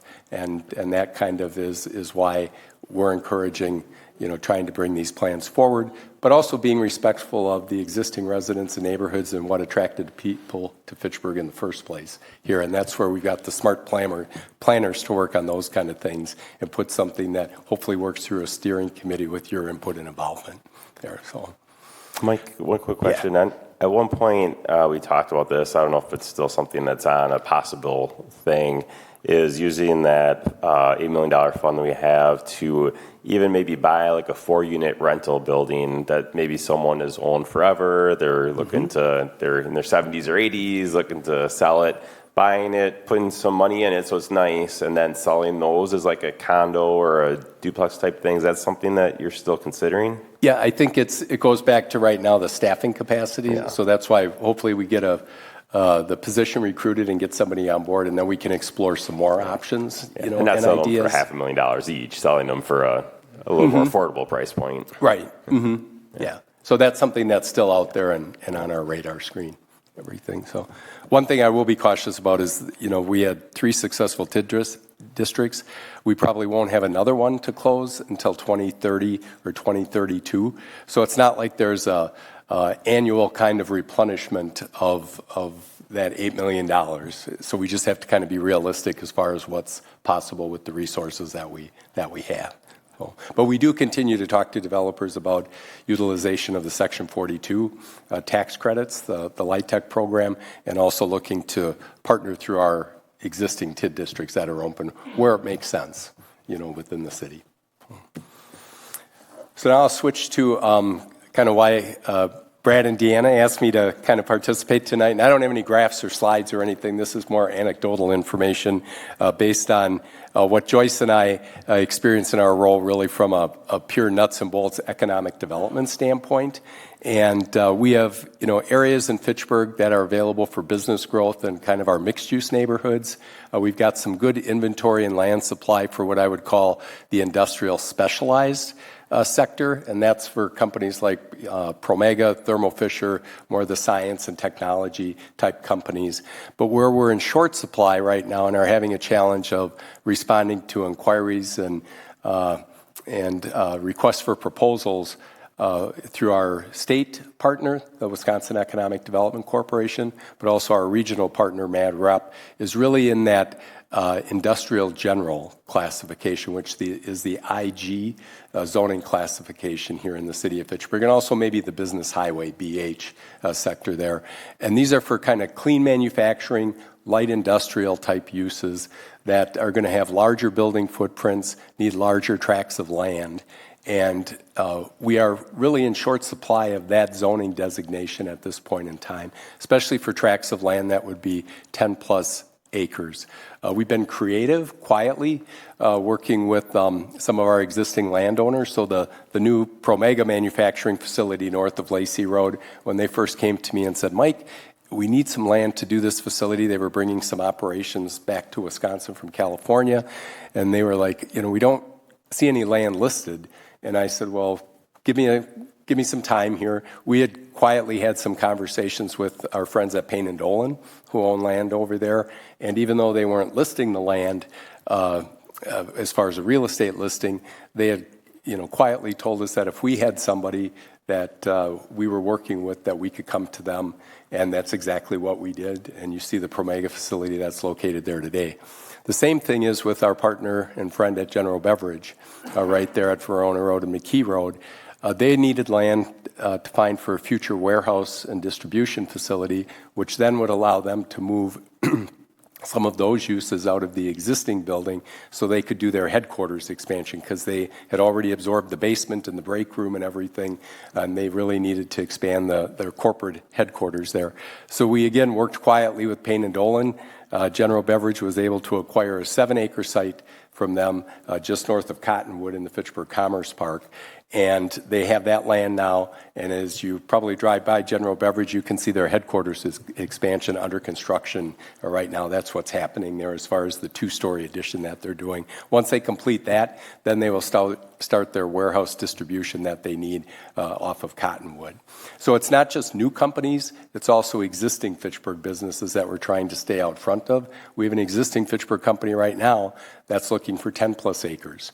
And when we went and met with them a couple of months ago, right before Christmas, they're like, Mike, we don't see where we can get 10 acres in that industrial general category. Luckily, we're working on the west side of the city to reclaim some of the remnants of our township days, the quarries there. So between Cottonwood and Lacey Road, we're looking at trying to bring some of that land into more of the urban service uses there. So that's one area, and it's along the Verona Road and Commerce Park and Lacey and McKee Transportation Corridor. Because as Sean pointed out, we're looking at where does it make sense to locate those business and industrial uses? And of course, you want to be along that transportation corridor. So we're looking west to do that. But on the east side, and specifically to the Greenfield neighborhood, I've been talking to our planning colleagues and to Steve, our consultant, about, we're right along the Highway 14 corridor, and wouldn't it be great if between Highway 14, west of Highway 14, east of Sain Road, we've got the rail line that runs through that corridor and some larger tracts of land there for business and industrial park growth on the west side, and then looking at the next step on the east side of Highway 14 that Brad pointed out with the other FUTA eventually when we do that neighborhood plan, where we could have a really nice kind of clean business and industrial park on the east and west sides of Highway 14. That would be really helpful for us in the Economic Development Department. And I'll just share with you, I mentioned our colleagues at WEDC and MadRep. In the last 2 years, we've received 25 inquiries from them, requests for proposals for companies that are maybe either in Wisconsin, outside of Wisconsin, looking for buildings and or sites. And sometimes the buildings can be anywhere from with smaller ones at 22 to 30,000 square feet on up to 600,000 square feet. And a lot of these searches kind of start with existing buildings. Fitchburg it's a good bad situation. We don't have a lot of vacant industrial buildings in Fitchburg. So that's a good situation. But then when we get these kind of inquiries and a company's looking to move quickly, we kind of get, we don't even make the initial cut because we don't have any existing buildings available to meet their needs. If they can't find the existing buildings, then of course they switch to looking for land available to build their own building. And in these 25 RFPs that we received, the minimum acreage was 15 plus acres. Again, in Fitchburg, in the industrial general category, we're hard pressed right now to find 15 plus acres that's ready to go for clean manufacturing, light industrial uses. The highest, and this was an extreme project here, went up to somebody looking for 2,200 acres, believe it or not. The different industry categories included everything from kind of just clean manufacturing, advanced manufacturing, to more of the biotech or biomanufacturing, to medical device, to food processing, to home goods, and then even a solar panel manufacturer. So those are some of the types of inquiries that the state is getting, the region's getting, and that we're getting requests for proposals. Out of the 25, we responded to 5 of them.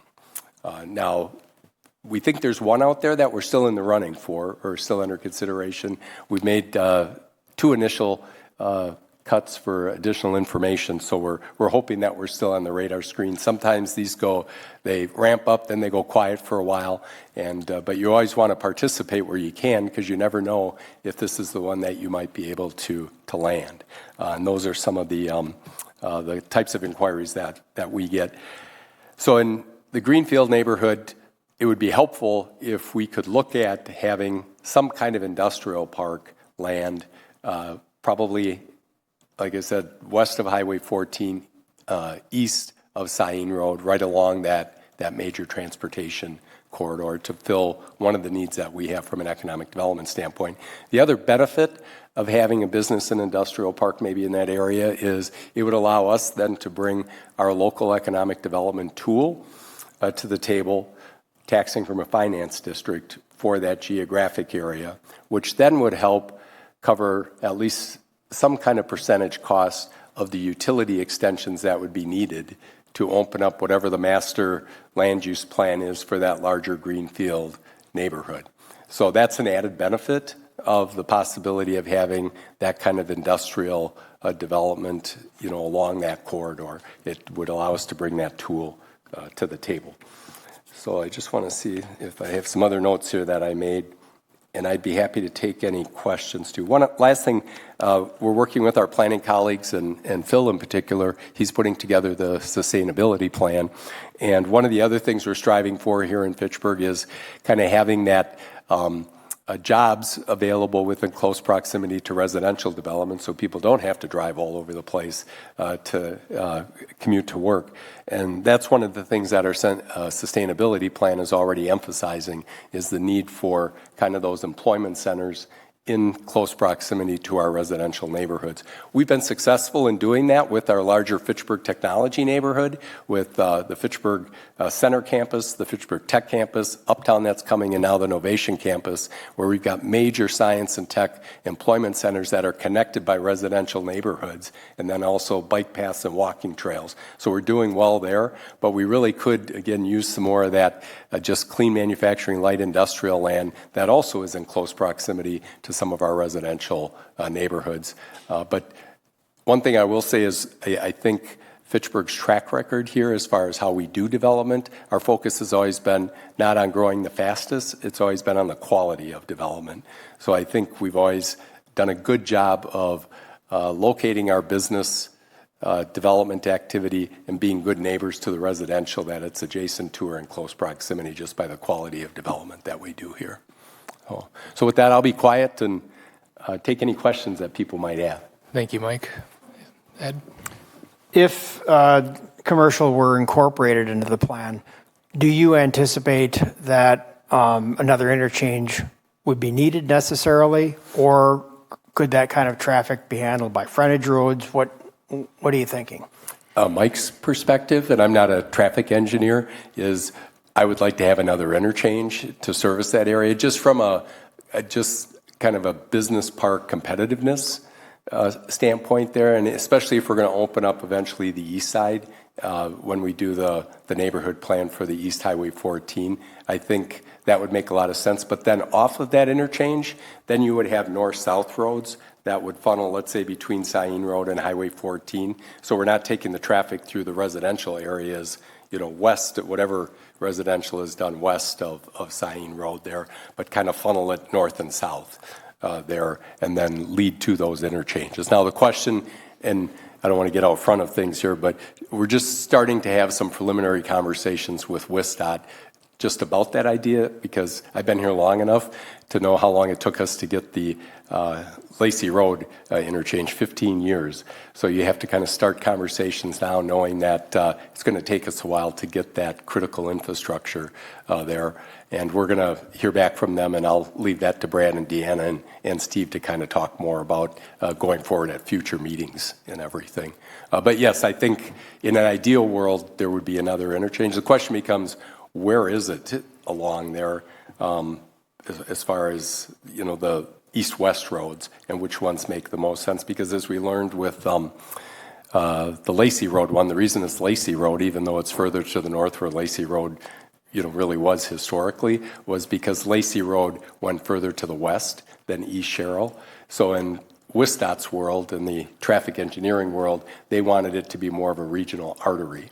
And so that's why in order for us to get that interchange, we had to make it the connection to Lacey Road as a regional arterial that went further to the west there. And do you think that that's what they would want again, or would there possibly be consideration for an interchange that really would primarily serve the commercial, the industrial? I think they would want the west regional arterial there. Yeah, I think it's hard to comment too much on what they want until we have more conversations with them. But I think they're planning on coming back to us with more information in a couple weeks. So, okay.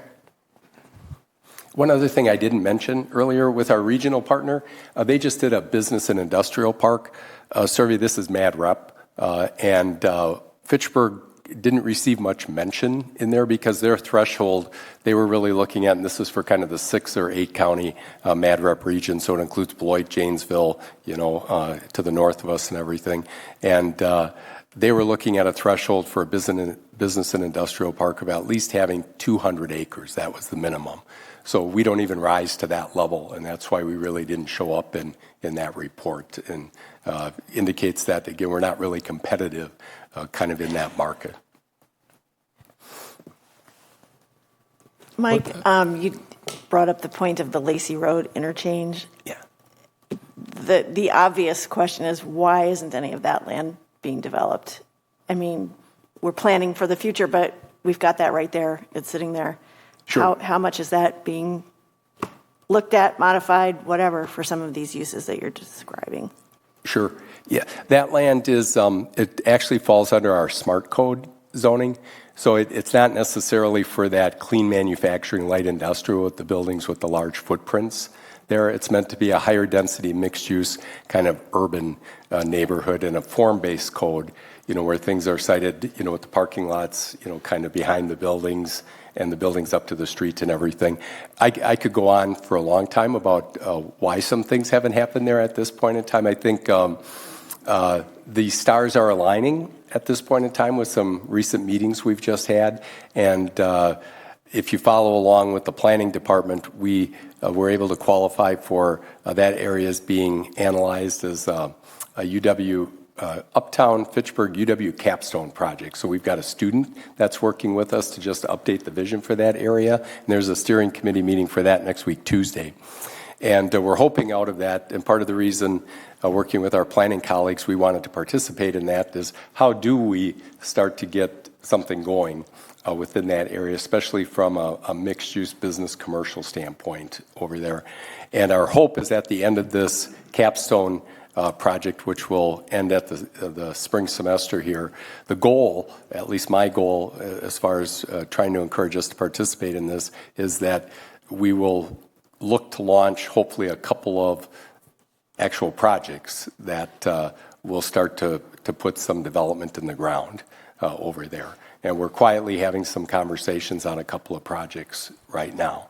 I think a couple of things that have held that area back after we put the interchange in, and that was kind of our local stimulus when we were in a recession at that time, because we had to pay for that interchange, but we utilized one of the very successful TID districts to do that.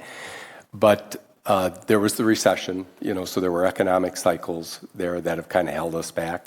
I think the other decision that Fitchburg made when we first put the interchange in is we limited development only to the west side of the interchange. You look at Terra Vesta, which is booming right now on the east side. Imagine if when we had opened up that interchange that the northeast neighborhood in Terra Vesta was ready to go at that point in time, because a lot of those business and commercial uses for that area, they're putting a dot down on that interchange, and they're doing a 1 mile and a 3 mile radius there and looking at what is the number of rooftops, the purchasing power, and the traffic counts through that area. So as we fill that in, it's going to happen there. It just has been slow for a number of economic cycles, some of the reasons we made as Fitchburg.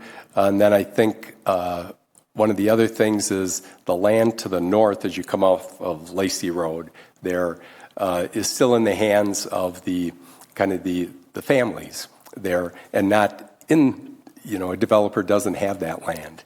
So that's something else that we've been kind of waiting for. But we've been adding some infrastructure like the Central Park Place extension that starts to open up that area.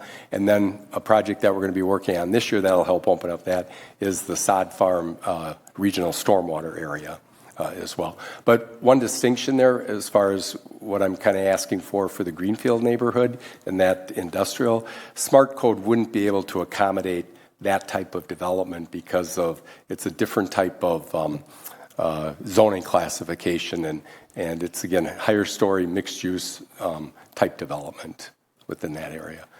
But give me a chance on that one, though. You're going to start to see some stuff in Uptown. I will say that there's a cocktail lounge that'll be opening up in the new mixed-use building, the Arlo building just east of the railroad tracks. Hawk Schenkel, who's got the Atomic Koi over here, is going to be opening up one around June 1st called the Rusty Bee over there. So there will be a little local watering hole there. And I think the important thing to note is that city staff would love for development to happen in those areas. That's really, Mike kind of hinted at this, it's really a landowner issue more than anything else. And some want to develop, some claim they want to develop, and accept that they also want to win the lottery and sell for a premium price. I think that's one of the challenges we face, not only in that area, but even on North Fish Hatchery Road. Traditionally, the Bowmans have not developed and redeveloped a whole lot, but they have done somewhat recently, and we hope that that continues. But when you look at some of the land that was the old dairy, part of the reason that hasn't developed is because the family hasn't wanted to. And as a city, you can't force people to develop, and I don't think we should force people to develop either. And so that's where I think we run into challenges as well, is you get all these landowners that have this land that they don't have interest in developing, and so you kind of have to go around them almost because you can't force that development.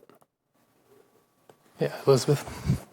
I have a question about the granary that's south of the Hartung development. What's its long-term future? And if it's not going to continue, it may continue in perpetuity, but if it's not going to, would that be then redeveloped? Would it be dismantled, the machinery and so forth, and redevelop there, how does that fit into the large scheme of things? Sure. Yep. Hartung Brothers, and they're working with their development partner, Sarah Investment, which is a local development group. And they've got 4 40-acre parcels over there, 160 acres total. And currently the Hartung Fields, which is their master development plan, kind of shows an upside-down L that runs from west to east to Highway 14 and then south, those 3 40s. And it would be residential development on the western end.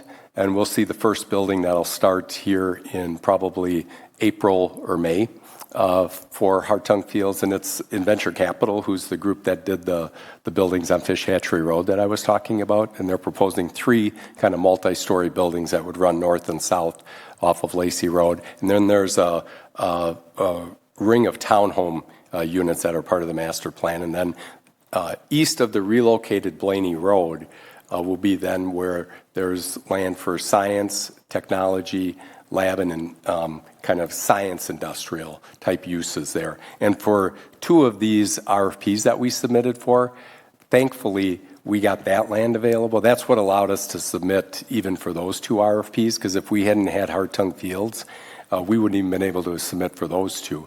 And that's more in that industrial specialized, kind of zoning classification and everything. They've kept their cards close to the vest as far as, the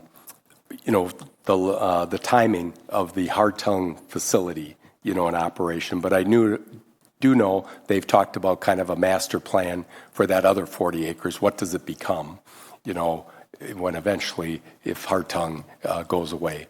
And it would be that kind of probably more residential and kind of industrial specialized development. Okay, thank you.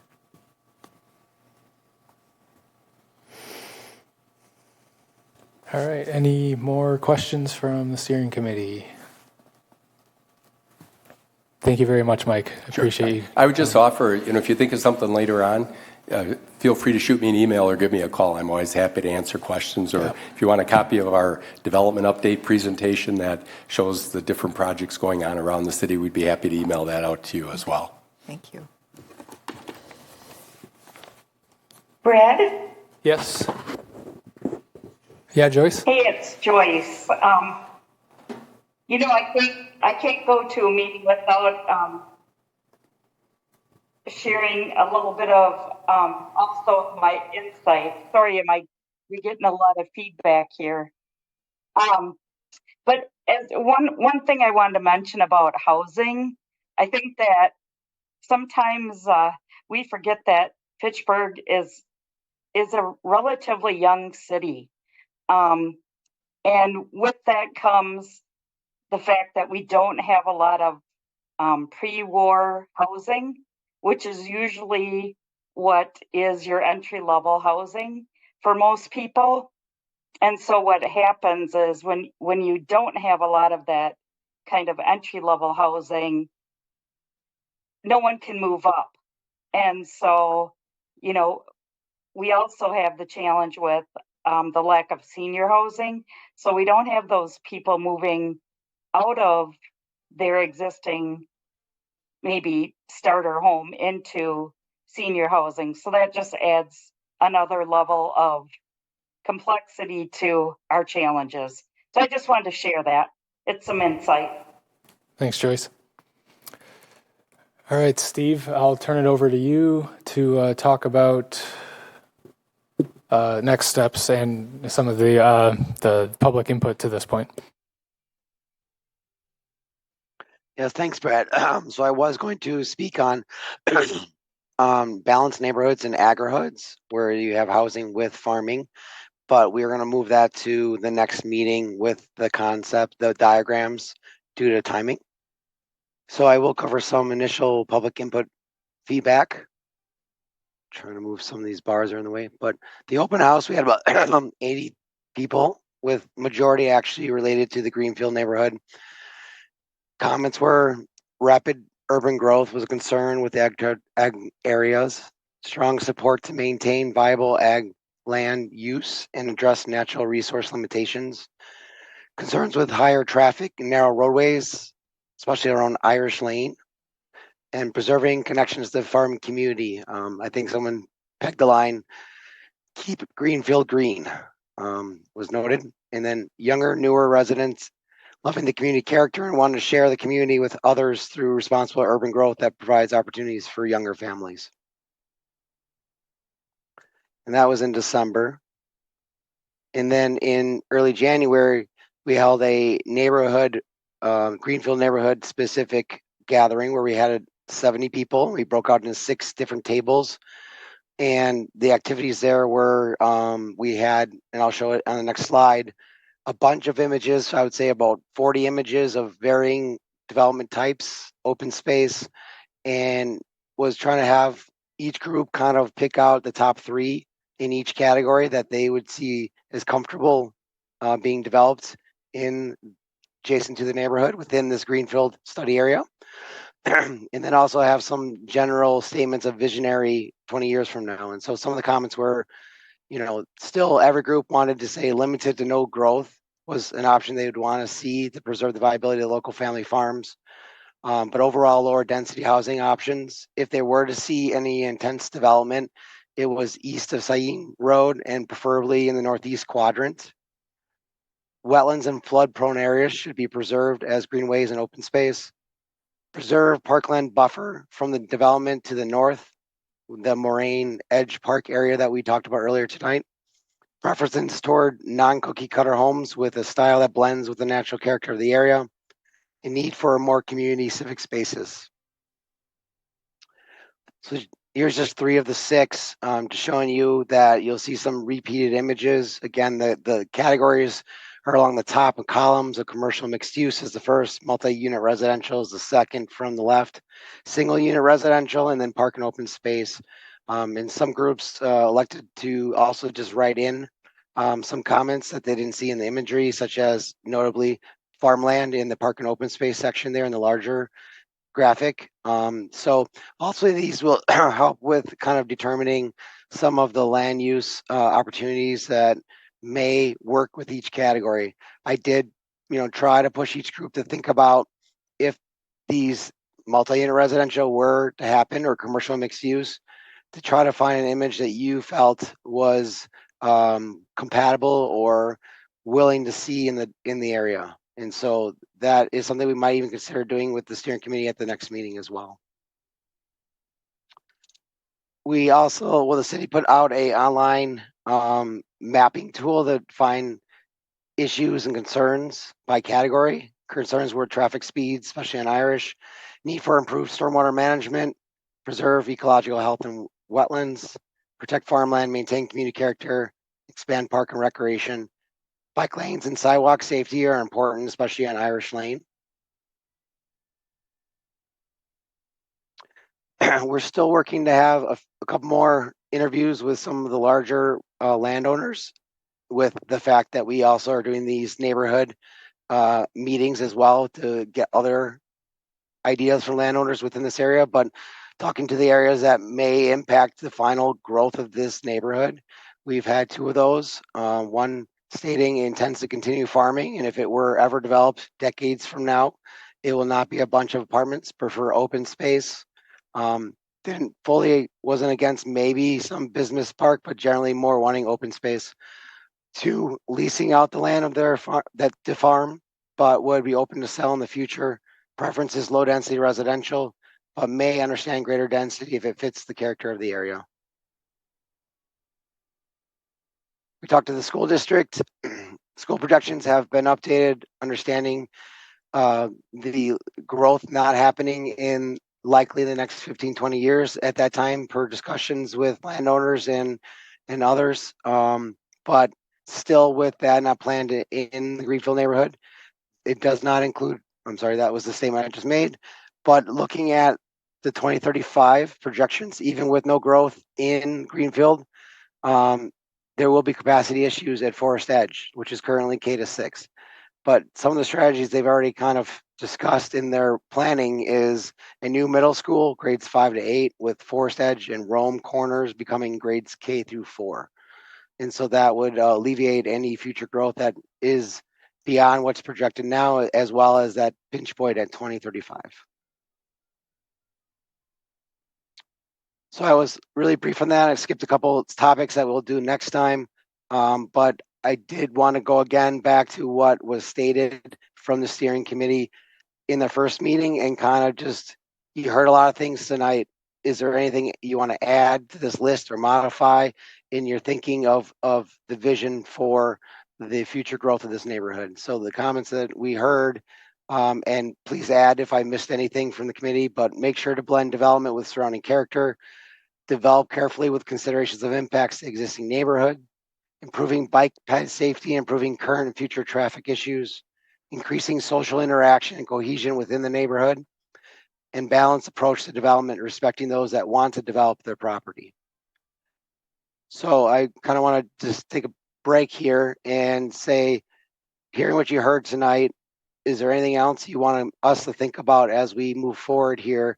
We have crafted 3 land use diagrams that we were going to show tonight, but as noted by Brad, we've had an initial conversation with WisDOT and we want to have a follow-up before we go and present those. And so we're going to probably have an additional steering committee meeting where we'll talk about that. So we do have some impact of modifying that even before you've seen that.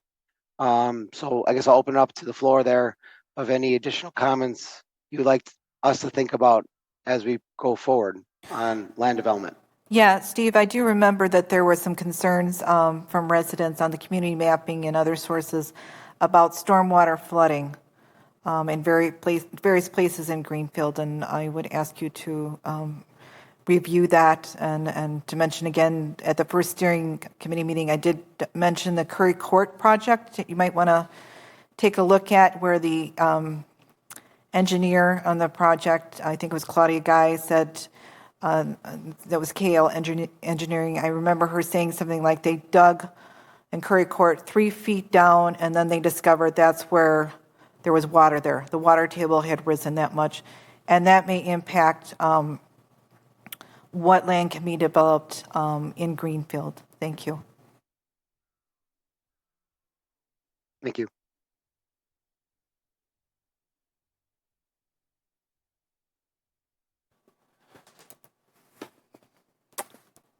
Any other thoughts from committee members? Okay. It was a lot of information tonight. It's going to take a while for it to settle, I'm sure. So, yeah. All right. Are you? Yeah. Okay. Next step, Steve. Yeah. So in February, still, we're looking to have additional key stakeholder interviews, follow up with WisDOT. It has been reviewed. There are bubble diagrams to this point, but it may be altered based on some further conversations. And then we would still do a development focus group to kind of look at these land use concepts and how it does fit the market or does not fit the market. And that's still going to happen yet this month. But based on some of this revision, we're kind of on the fly thinking that we'll need an additional steering committee to actually talk about the neighborhood design stuff that I was going to touch tonight, as well as the bubble diagrams before we move forward to the Greenfield neighborhood meeting, specifically also about those bubble diagrams, to ultimately then present it to the public through an online survey preference. So that's going to be kind of March and April. And so that kind of pushes off our actual, what was scheduled to be our third meeting, to talk more generalized concepts at a higher level. And so one thing we want to talk about is maybe trying to schedule a consistent reoccurring meeting so that you can hopefully plan around that, and we can kind of make sure that these meetings are held in monthly basis, especially since we're being pushed off a little bit on our schedule. Noted by staff was Thursdays were not impacted by a lot of the other city meetings. I don't know. I'll turn it over to Brad to kind of talk through that, but Yeah. Thursdays, in looking at our meeting schedule, Thursdays seem to be one of the lightest days. Still, some Thursdays have other meetings in these 2 rooms that that are easiest for the technology. So, I wanted to check both in general. Does Thursday evening work for all the steering committee members going forward? Okay, and Sure, yeah. And I think I think we were looking at narrowing it down to the fourth Thursdays, because I believe the second Thursdays are CARPC commission meetings, so that would be the one to avoid. But I think we were looking at possibly the fourth Thursdays. Is everyone comfortable with kind of setting it up as the fourth Thursday of the month? Okay. Okay, I think we'll try that out, and if we run into conflicts, we can try to reschedule. But I think it'll be good to have a set time to start with. So, Are you going to send out like a recurring outlook? I could do that. Yeah. That'd be great. Yeah. And then Hey, Brad. yeah, Steve. Yeah, and then I also I wanted was to making talk sure about that the we're next wondering one. if this added one, Yeah. right? So we are February, adding- the fourth Thursday this month. Yeah, so February 29th or March 7th were the two dates that we're looking at for adding this next one. So if we're doing the 4th, then that would be February 29th. And you guys don't have to answer now, but if you could email me whether that works or not, that would be helpful so I can get it scheduled as soon as possible. I'm sorry, what, you said February 29th? Yeah, and Okay. I need to check the city calendar for. All right. Okay, that one won't work for you. Okay, so I need to check the city calendar on these two as well, and on March 7th and February 29th. So if everyone could email me, sure. Okay. March 7th and February 29th, if everyone could email me for the next one, if either of those do or do not work, that would be great. And I'm going to check city calendar and meeting schedules. Yeah. Oh, That's I can make the that's only a couple 22nd. weeks away, so I'm not sure if we could get that one together in time. Okay. So I'm in Disney World. anything else you want to touch on, Steve? I think that was everything I had. No, that was everything. I apologize for not being there, but you can hear that I'm not the best speaker right now either. I think it's just public comment, I guess. Yeah. Would be the last piece. All right, so I have two forms here. Are there any others that I don't have of people wanting to speak? First one is Mark Jones. So if you can come up to a microphone, please, and thank you.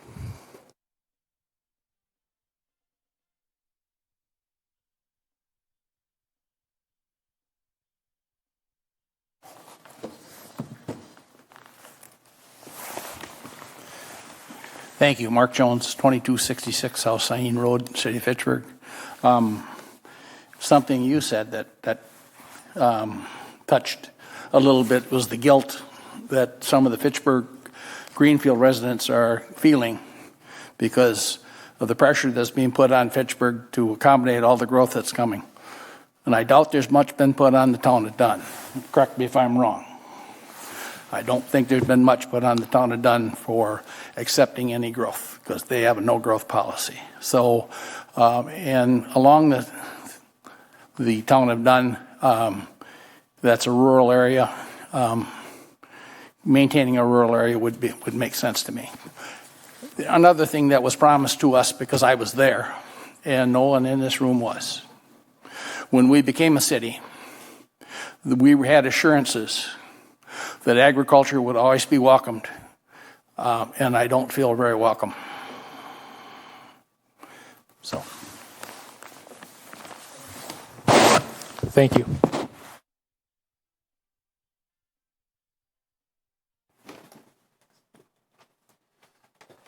All right. Next we have Paul.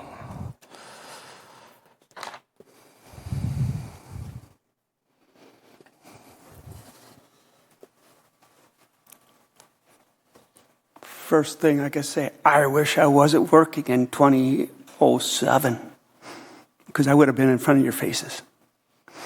But I had to make a living driving trucks, so I apologize for not, because I would have made a kind of a, like a rooster. I would have made a mess, out of you guys.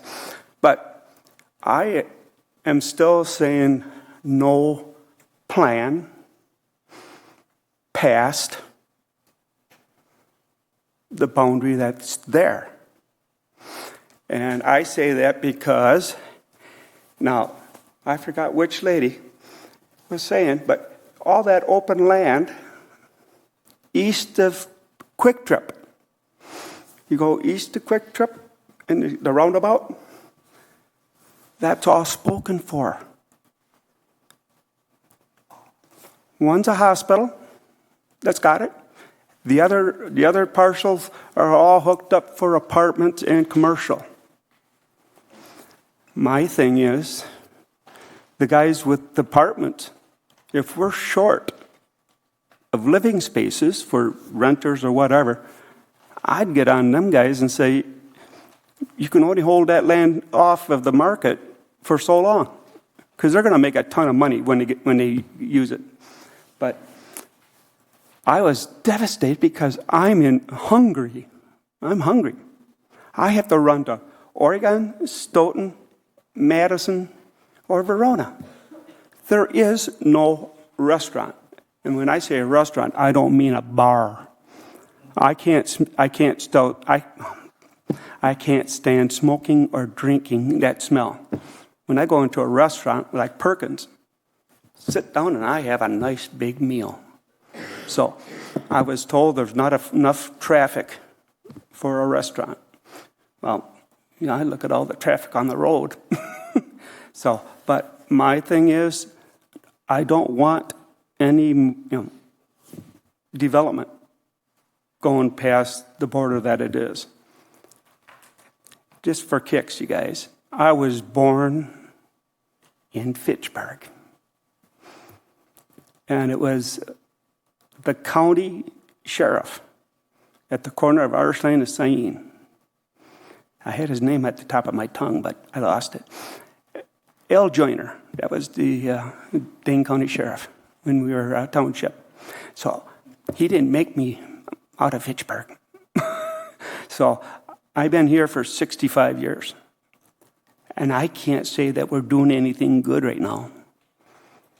Fitchburg was Fitchburg. And I tell everybody, 10 years ago, if it ain't Fitchburg, it ain't.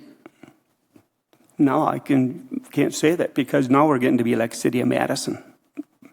Bigger, bigger, bigger, bigger, bigger. And our taxes are straight up. And as long as we keep building and expanding, our taxes are going to go extremely through the roof. I've been to every one of these Greenfield meetings because I like Greenfield. It's a nice, small community. And you pretty much know everybody's car and everybody that walks around. But I just plain stop. Because everything you guys are talking tonight is costing us citizens of Fitchburg, taxpayers, money. All right, thank you. We're not making money. We're spending. Thank you. Yeah. All right, next we have John Rice.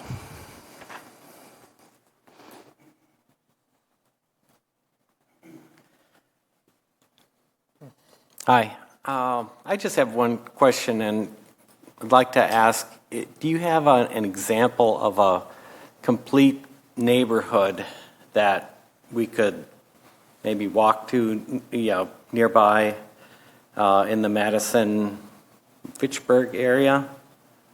I mean, is there somewhere that this has been successfully done? Yeah, there are some, and I think Steve will talk more about that at the next meeting. But we, if you want to leave, are you signed up for the email list? Yeah, I should be. Okay. Yes, there are examples around the area that could be shared, and that's something that I think we'll talk a little bit more detail in at the next steering committee meeting. So. Okay. You don't have one off the top of your head, or? Well, I mean, there's a couple under Terra Vesta would be one that's kind of under development right now in Fitchburg. We've got the Crescent Crossing area at Seminole and Lacey. Those are a couple off the top of my head. There's some in Middleton and Madison as well that would be examples. Maybe Grandview Commons that I'm thinking of. Middleton Hills. Yeah, that's what I'm thinking of right now. Okay, So, thank you. yeah.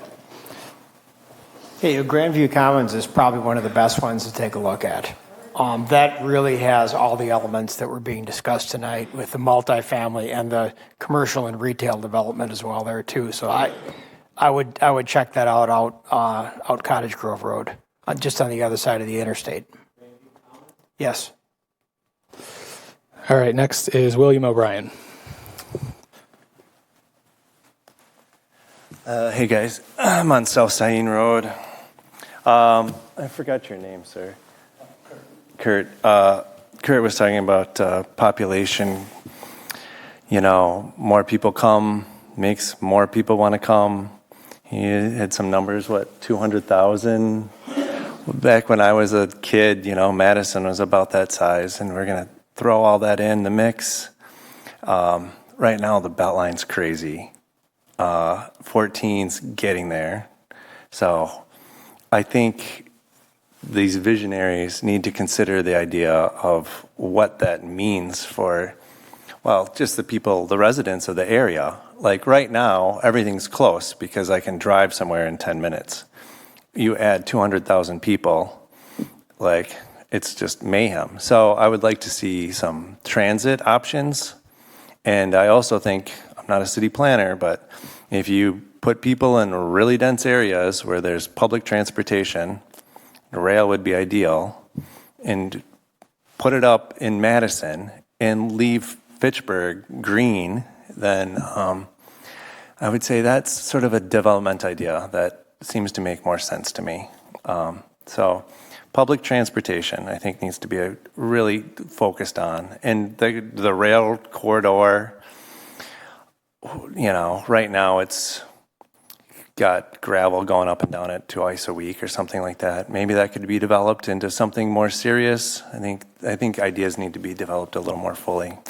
And I support the agricultural zoning. Thank you. Thank you. And that's it for all I have here. Did I miss anybody that wanted to speak? No? Okay. Well, thank you all for coming. This was a long meeting. I think the next one will be shorter, and I'll be in touch about scheduling that. And as a reminder, please send me your availability about February 29th and March 7th, and have a safe trip home. Thank you.